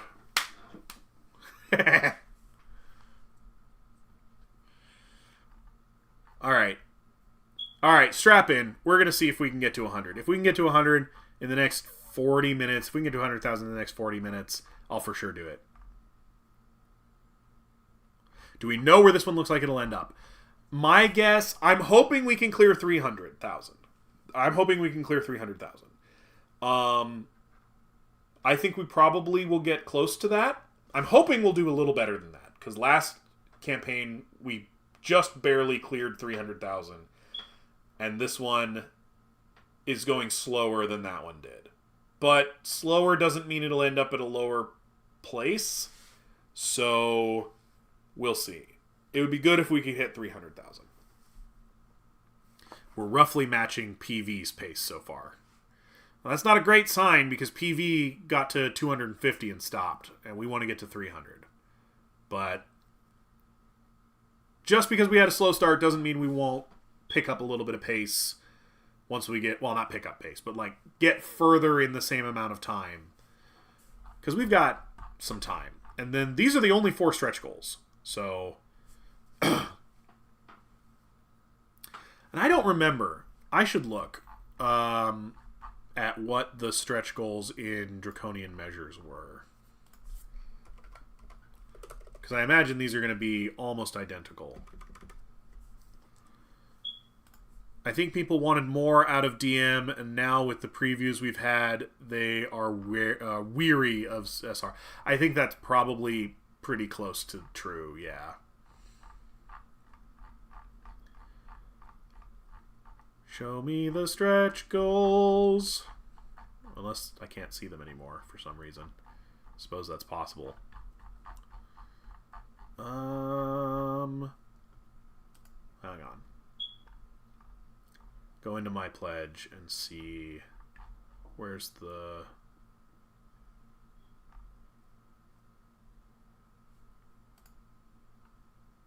Stretch goal rewards? No. I don't remember what the stretch goals were for DM. But I imagine the ones for Shattered Reality are going to be basically the same. Yeah, I don't see it.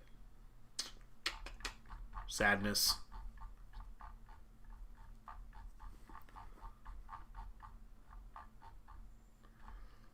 But yeah, we got to 300,000 for DM. And I think we'll probably do that again for Shattered Reality. But hard to know at this point.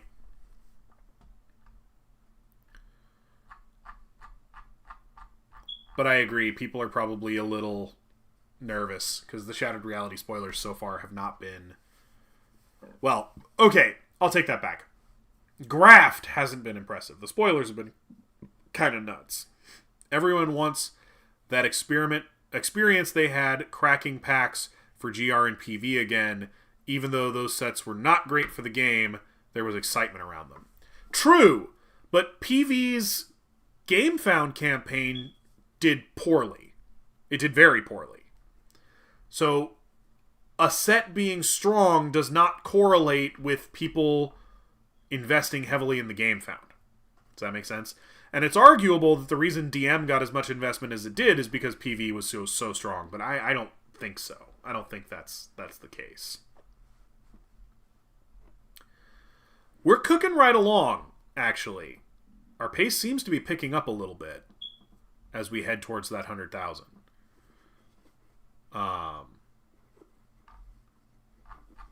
So actually, I think we're going to get there reasonably quickly, and then we'll get this stretch goal, and we'll get to know what the next set's going to be.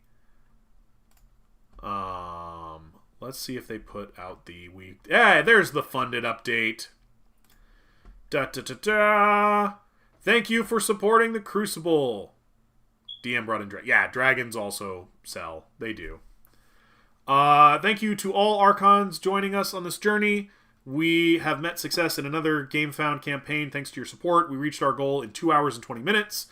We have a lot to reveal over the coming days of the campaign, so this is just the beginning. Let's see where the campaign goes from here. Let's reach the first stretch goal and reveal the next set. May your keys always turn. Hell yeah. I want to hit that first stretch goal and reveal the next set too. That is what I want also. And we're actually moving along decent at this point. So I think we'll get there reasonably soon. And we'll get to know what the next set's going to be. I know I'm excited. I want to know more. I always want to know more. Why is there no lore? Well, not no lore, but less. More cards are getting flavor text again. And that's good. That's good. I am happy about that. But I want more. Moar. M-O-A-R. Moar.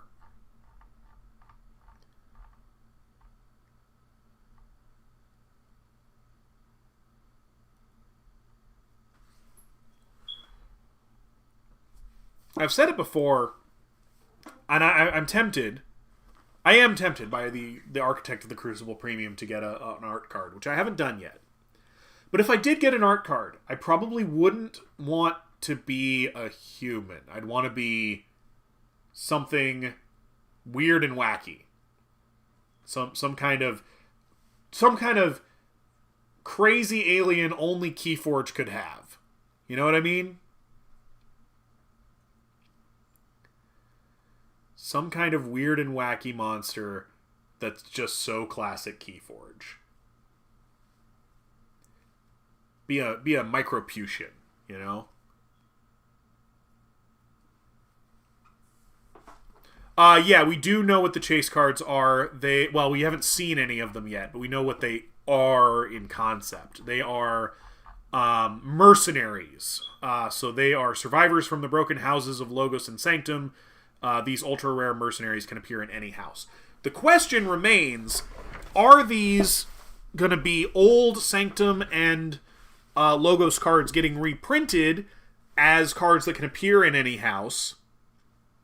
Or are they going to be brand new cards that are meant to represent the survivors of those two houses that can appear in any house? I think it's going to be the latter, not the former, but I've definitely seen people who want them to be just literal reprints of cards from Logos and Sanctum, which maybe that's what they're going to be, but I don't think so. But yeah, that's the Sky Beast or Anomaly or Gigantic equivalent for this set. Be like Evil Twin versions we got from previous sets. Possibly. But my guess is they'll be fully new creatures, new characters that we've never seen before. That's my guess.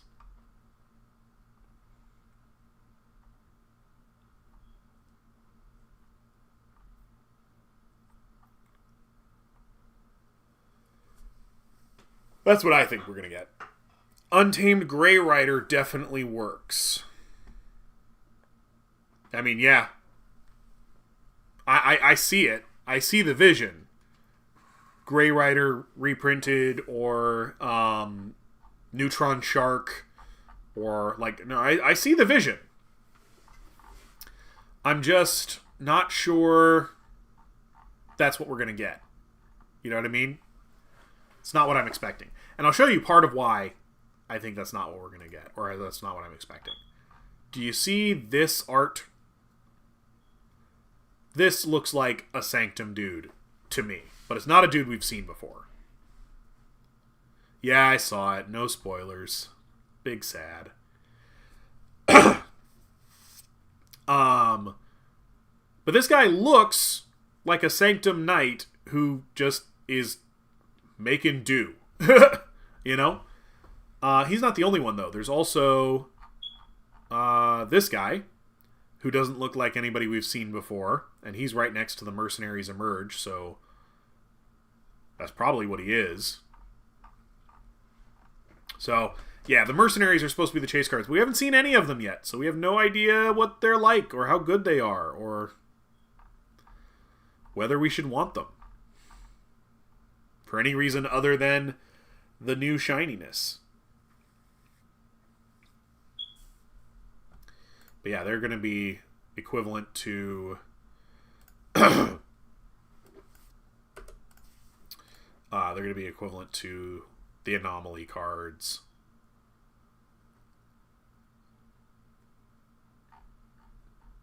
Or Sky Beasts, or any of that other... Any of that other stuff. I don't know why I'm looking at Brobnar cards. I'm just looking. Just looking to look.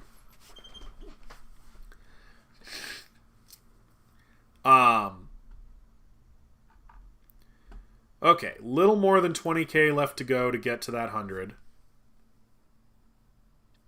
Keyforge players are not notorious for loving new shinies. Yeah. I mean, like, the full art decks are cool.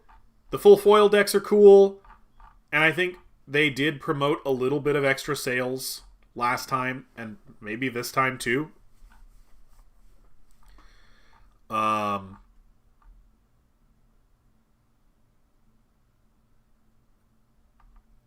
But, yeah.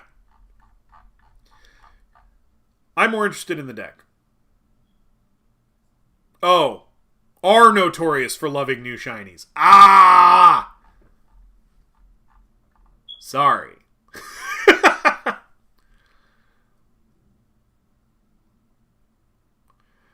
I like new shinies. I'm not a hunter of shinies, but I like them. They're cool. It's good for them to be around. Those are all old cards. Pretty sure. Not completely sure. Holy cow, what is this? We will literally buy Metal Amber. Some of us, yeah. Some of us will literally buy... Well, not all of us. Not all of us will buy Metal Amber. That's for sure. I think these are spoilers, but I can't read them. The resolution's just too low. They're too small. Oh, I am one of those fools. Hey, man, go nuts.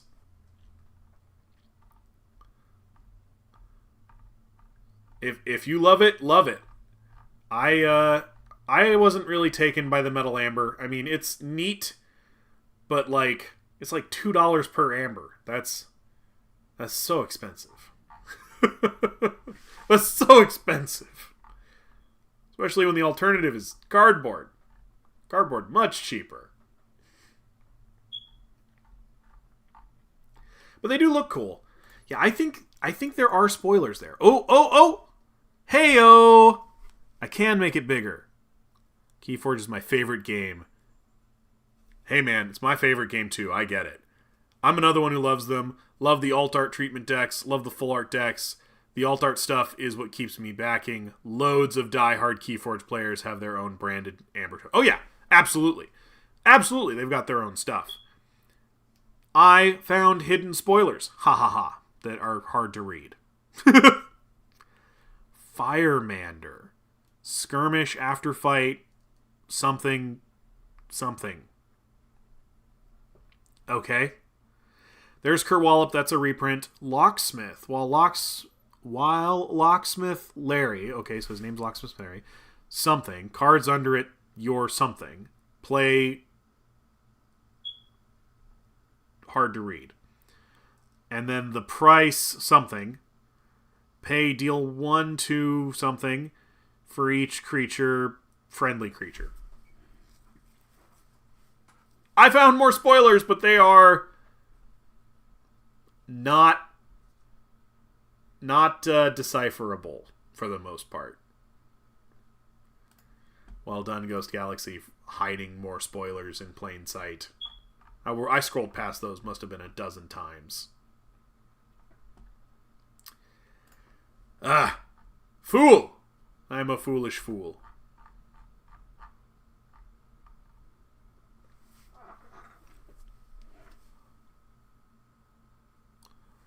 I do love that this game is so accepting of individual play pieces for Amber, etc. I'm an artist and I make my own play pieces. Oh yeah, they're great. Will this set have the +1 power enhancements too? Maybe. +1 power enhancements are an evergreen mechanic, so maybe. I think this is going to have less enhance than some of the previous sets, because we've not seen very much of it, but it's possible that the +1 power enhancements are there.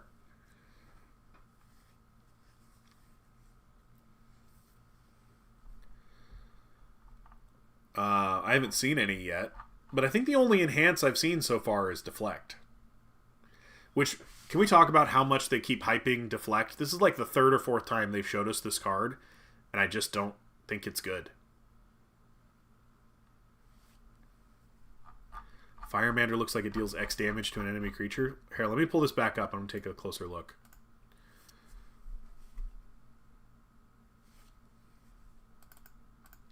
After fight something to an enemy creature. You think that will drive the SAS scores down? Not having enhancements would drive the scores down? Maybe a little. Probably not that much, though. Yeah, Locksmith has Playgraft something. Opponent something. And the other one is the price something. Deal 1 to something. For each creature something, friendly creature something.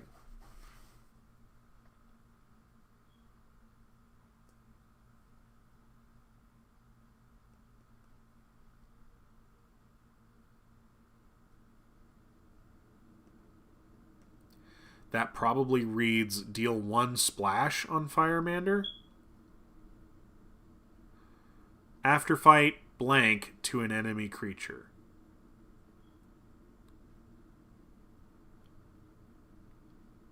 Why do you think it splash attack is keyworded at this point? So it would just be Skirmish Splash Attack 1.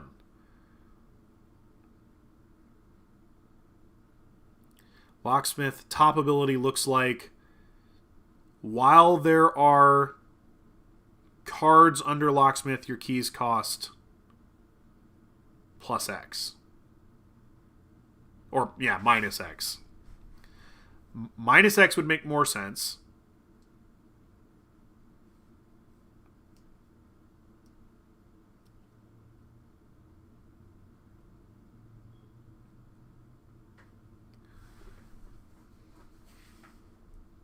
Is that a D? I don't think it is. I think it might be a G or an O.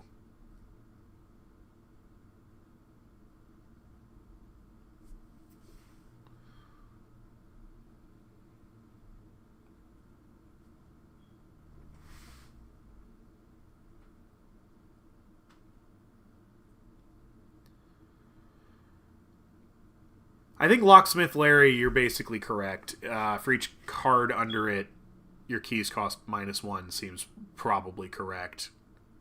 And then it grafts a card to it when you play it somehow.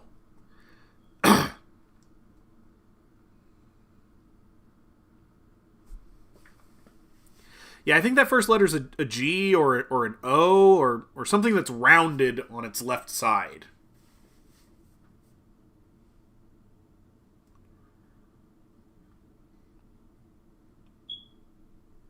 I think it's graft something to an enemy creature. Maybe. But hey, Kerwallop's getting reprinted. That's good.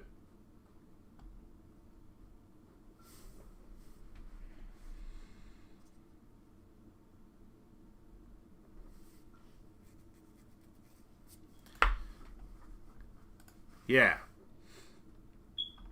Way to hide the spoilers, GG. I don't think I'm grabbing those spoilers to put on Archon Arcana, though. There's not enough of them to, like, actually use. Like, you can't actually tell what they even do, for the most part. These ones, you can. These ones, for sure, but...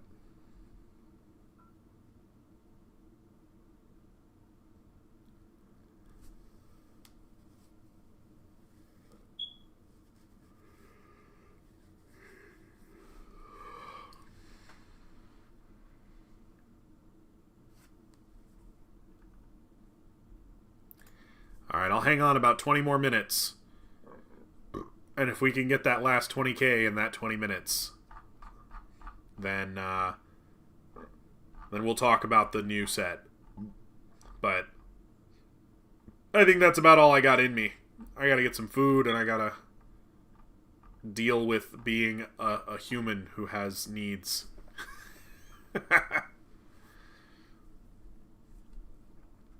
So we'll ride it out until we hit the next hour mark, and we'll go from there. We'll either get there in time or not. I appreciate you guys. Thanks so much for coming out and hanging out. Thanks so much for coming out and hanging out with me, talking with me, and checking out this new set and being a part of Keyforge. It's just awesome. It's just a great game, great community. I'm happy to have you guys come out and join me. It's good stuff.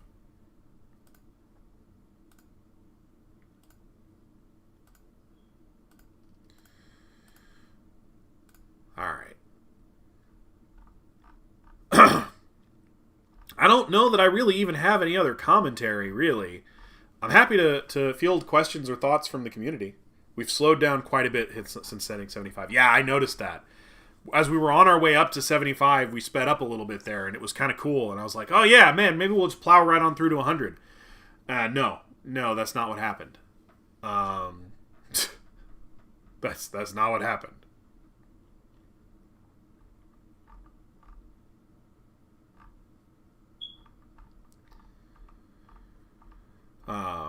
But yeah, if you have topic ideas, if you have thoughts, if you have comments, if you have things you want to know, questions you want to ask, points of interest, ideas for things for us to poke at. I wonder if the last set sets the pace for the next set I loved DM, but some others didn't. I loved DM. I thought DM was a ton of fun. I still do. I think it'll gain steam this weekend. I forgot it launched today, and I keep up with Flightless pretty regularly. Yeah. Yeah, a lot of people forgot that it launched today because they changed the time that it launched. So I agree. I think this weekend it'll probably pick up a little bit. And we'll see it get a little more steam as we go into the weekend. So if we get to 100K this weekend, I might do a special video just to talk about it. If it happens later today, maybe not, because I only budgeted so much time, and like I said, I gotta eat and be a person, fulfill other obligations. So the only reason I know now is because you're streaming. Yeah. You're welcome. What can I say except you're welcome?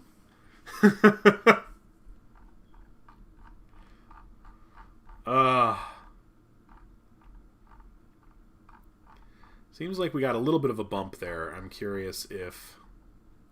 Oh yeah, that's part of it. We got another architect. We'll see if we can get that last little bit in the next 15 minutes or so, or if we get like really close. I might hang on, because I do like to end these streams on... Yeah, PV hit 100K like in the middle of the night. Yeah, it was pretty late when PV hit it. DM though, we managed to get to the 100K in that first stream. It was about 3-ish hours or something. I'd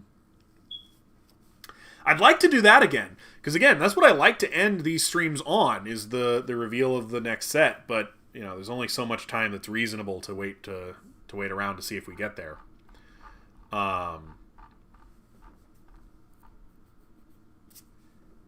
See, these aren't spoilers. This is all just old stuff. Seems unlikely that we will get another 20K in 15 minutes. You'd be surprised. It can happen. It can happen.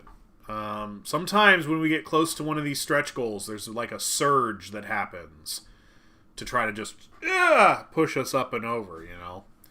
So, don't write it off.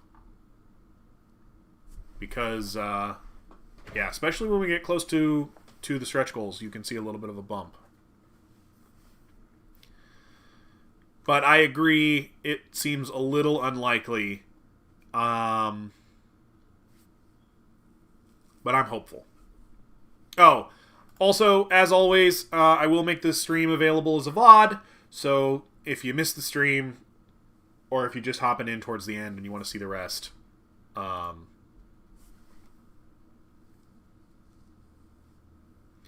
yeah, 90K to 100K is probably going to go pretty fast. The 80 to 90, yeah, that's probably going to be the slow bit.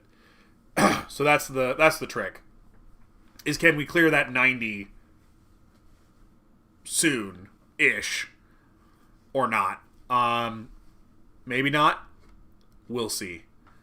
But yeah, that last 10,000 or so before we hit a stretch goal does tend to go faster than the rest of it. And then after we hit the 100K stretch goal, the next one is 150, I think.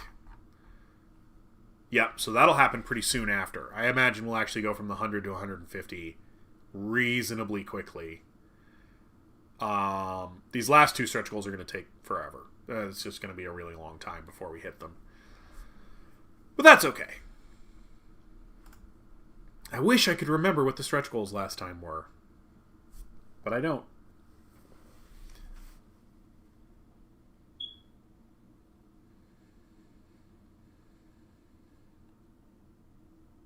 I think there was an extra full art deck as the, like, 300,000. Everybody gets an extra full art deck. If I remember right. And the extra special border deck was the 150. I don't remember the in-between. I don't remember.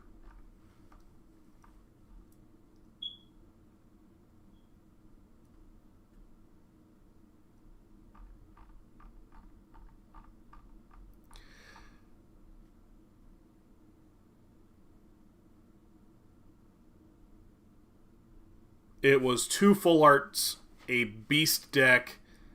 Oh, yeah, right. And the border deck. Right. Yeah, I don't know why that is. Yeah, no, I think you're probably right. I think it's going to be reveal the next set, get the alternate border, get a guaranteed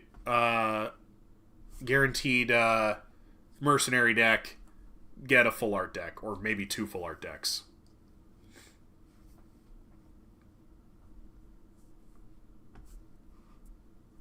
Yeah, you got a gigantic guaranteed, right. So this middle one is probably guaranteed mercenary.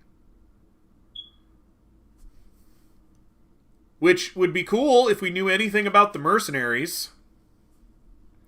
And then this last one is probably the full art deck.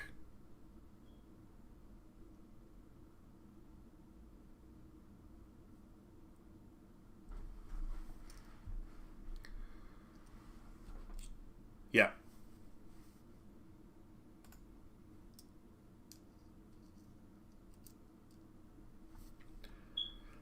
Yeah, if we knew anything about the mercenaries, I might be excited for them. But to be honest, I don't even know what they are. I literally just asked myself, what's a mercenary? Right? Right? Because they've given us nothing. It's hard to be excited because I don't know. I don't even know if they're reprints or not. I want to hype it. I do, but I don't know. I can't hype things when I don't know. I mean, I guess I could, but it would be disingenuous.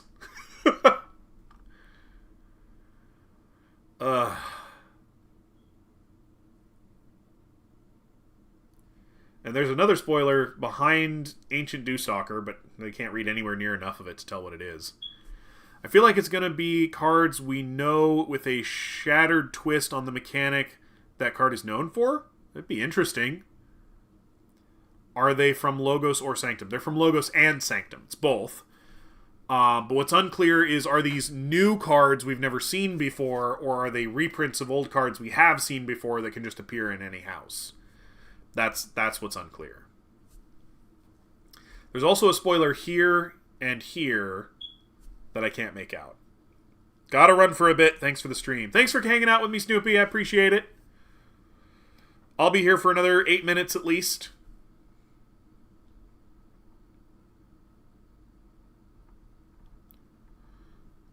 And if we manage to hit that first stretch goal in those 8 minutes, then awesome. But it's looking really unlikely.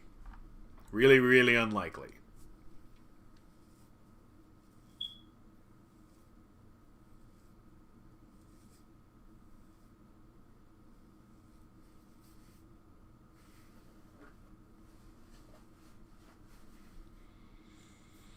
But we'll try. We'll hang on. We'll hold out hope. But yeah, there's definitely... Oh no, that's not a new spoiler. That's just the Brain Slug. So this one and this one could be new.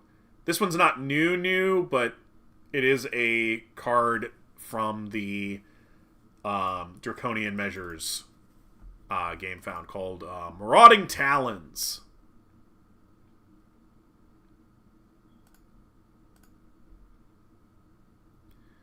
We could all pool our money and pledge 30K. I got 5. Who's with me?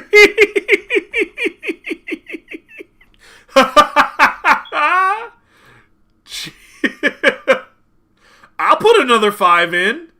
Screw it. I can find $5 worth of something I'm interested in adding that I haven't already added.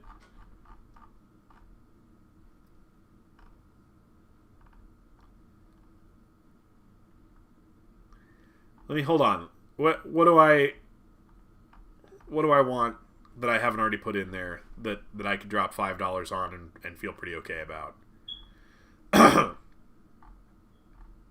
Pins. Pins are great. That's a whole Unchained deck. It sure is. Or a token set. You can get a whole token set. Ooh, token sets.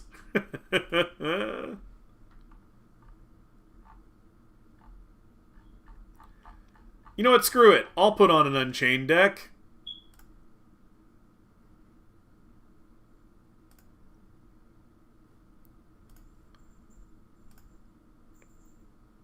Bam. Unchained deck added. Wait. Oh, no, not quite yet. I have to submit the changes. Blah, blah, blah, blah, blah. Boop. Bop.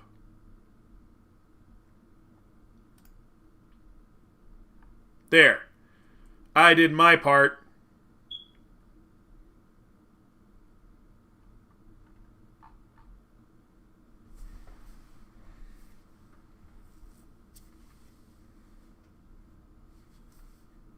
I got $5. Who's in?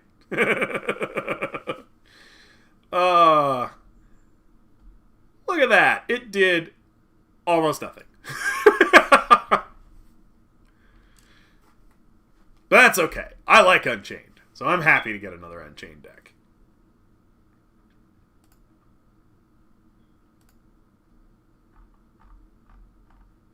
I honestly think it's time to do another Unchained set. I think it's time to do Unchained 2 and just have it include all of the non-set specific mechanics. So no Tide, no tokens. So you're saying it did something, though. It did! It did do something. No Tides, no tokens, no prophecies. And just take every card that isn't a Tide token or prophecy card and just do Unchained 2. Like, I think Unchained was a ton of fun, but it didn't sell very well, which is probably why they haven't done it again, and probably why they won't do it again, because there's a reason that the decks are $5 a piece. But I think if you limit the print run, and don't print a ton of it, I don't know, I'm ready for Unchained 2. I would buy at least a few boxes of it.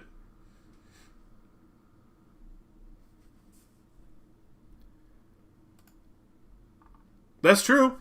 It's cheap. You can get it real cheap.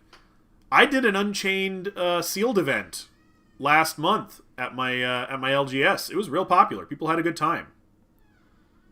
It does. Yeah, I said I did that. I did an Unchained sealed event, and people had a lot of fun with it. We had 8 players. It was great. It was single deck, rip it and grip it, sealed Unchained. It was wacky. And my only problem with Unchained as it was originally released is that it came out right after Winds of Exchange, and so it had a bunch of tokens in it, and that just felt weird.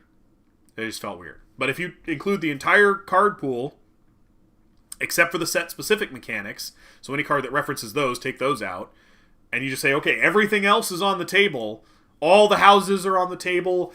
Heck, put all the Sky Beasts and all the Gigantics and all that in there, and all the anomalies, and put House Kirakin in there. Go full nuts, you know? Like just take it to the extreme. You're hired.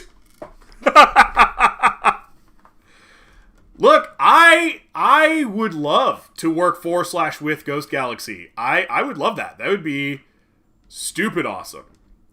Print a set that's all flavor text. I thought about that. I was also like, make a set where it's just every card with flavor text, but it's only the cards with flavor text, and it doesn't have any cards that don't have flavor text. And you just call it Delicious Keyforge or something. I don't know. Oops, all flavor text or something, and then add like a handful of cards in each house that you're guaranteed to get at least one of per house that interact with cards with flavor text. Bam. You could call it Amber Lore. I don't hate that. Yeah. And you just have, okay, you design like 3 or 4 cards per house that interact with flavor text, and you say, okay, when you get this house, you're going to get at least one of these cards that interacts with flavor text, and then everything else is going to have flavor text. I like Amber Lore. I like Amber Lore a lot. That's really good. And you make it like Unchained, where it's like you can't play it in normal tournaments, but you are guaranteed to be able to interact with the flavor text on cards in some way, because you're guaranteed to have at least 3 cards in your deck, at least one per house, that interacts with flavor text in some specific way, and we're just going to do wacky flavor text things. I think that's awesome. You're hired again! I mean, that requires a little bit of development, but it's basically an Unchained set. You don't need it to be balanced. You just need it to be, like, wacky and fun, you know? I'd play the hell out of that. I'd play Amber Lore Sealed. I'd be like, let's do single deck Amber Lore Sealed with community cards. Woo! You draw my community card, nothing gets destroyed. Hell yeah! That's my dream with that card, is that somebody pulls my community card and it says destroy each card that does not have flavor text and nothing gets destroyed. That's a perfect game. That's like, yes, you did it. Congratulations, secret win condition unlocked.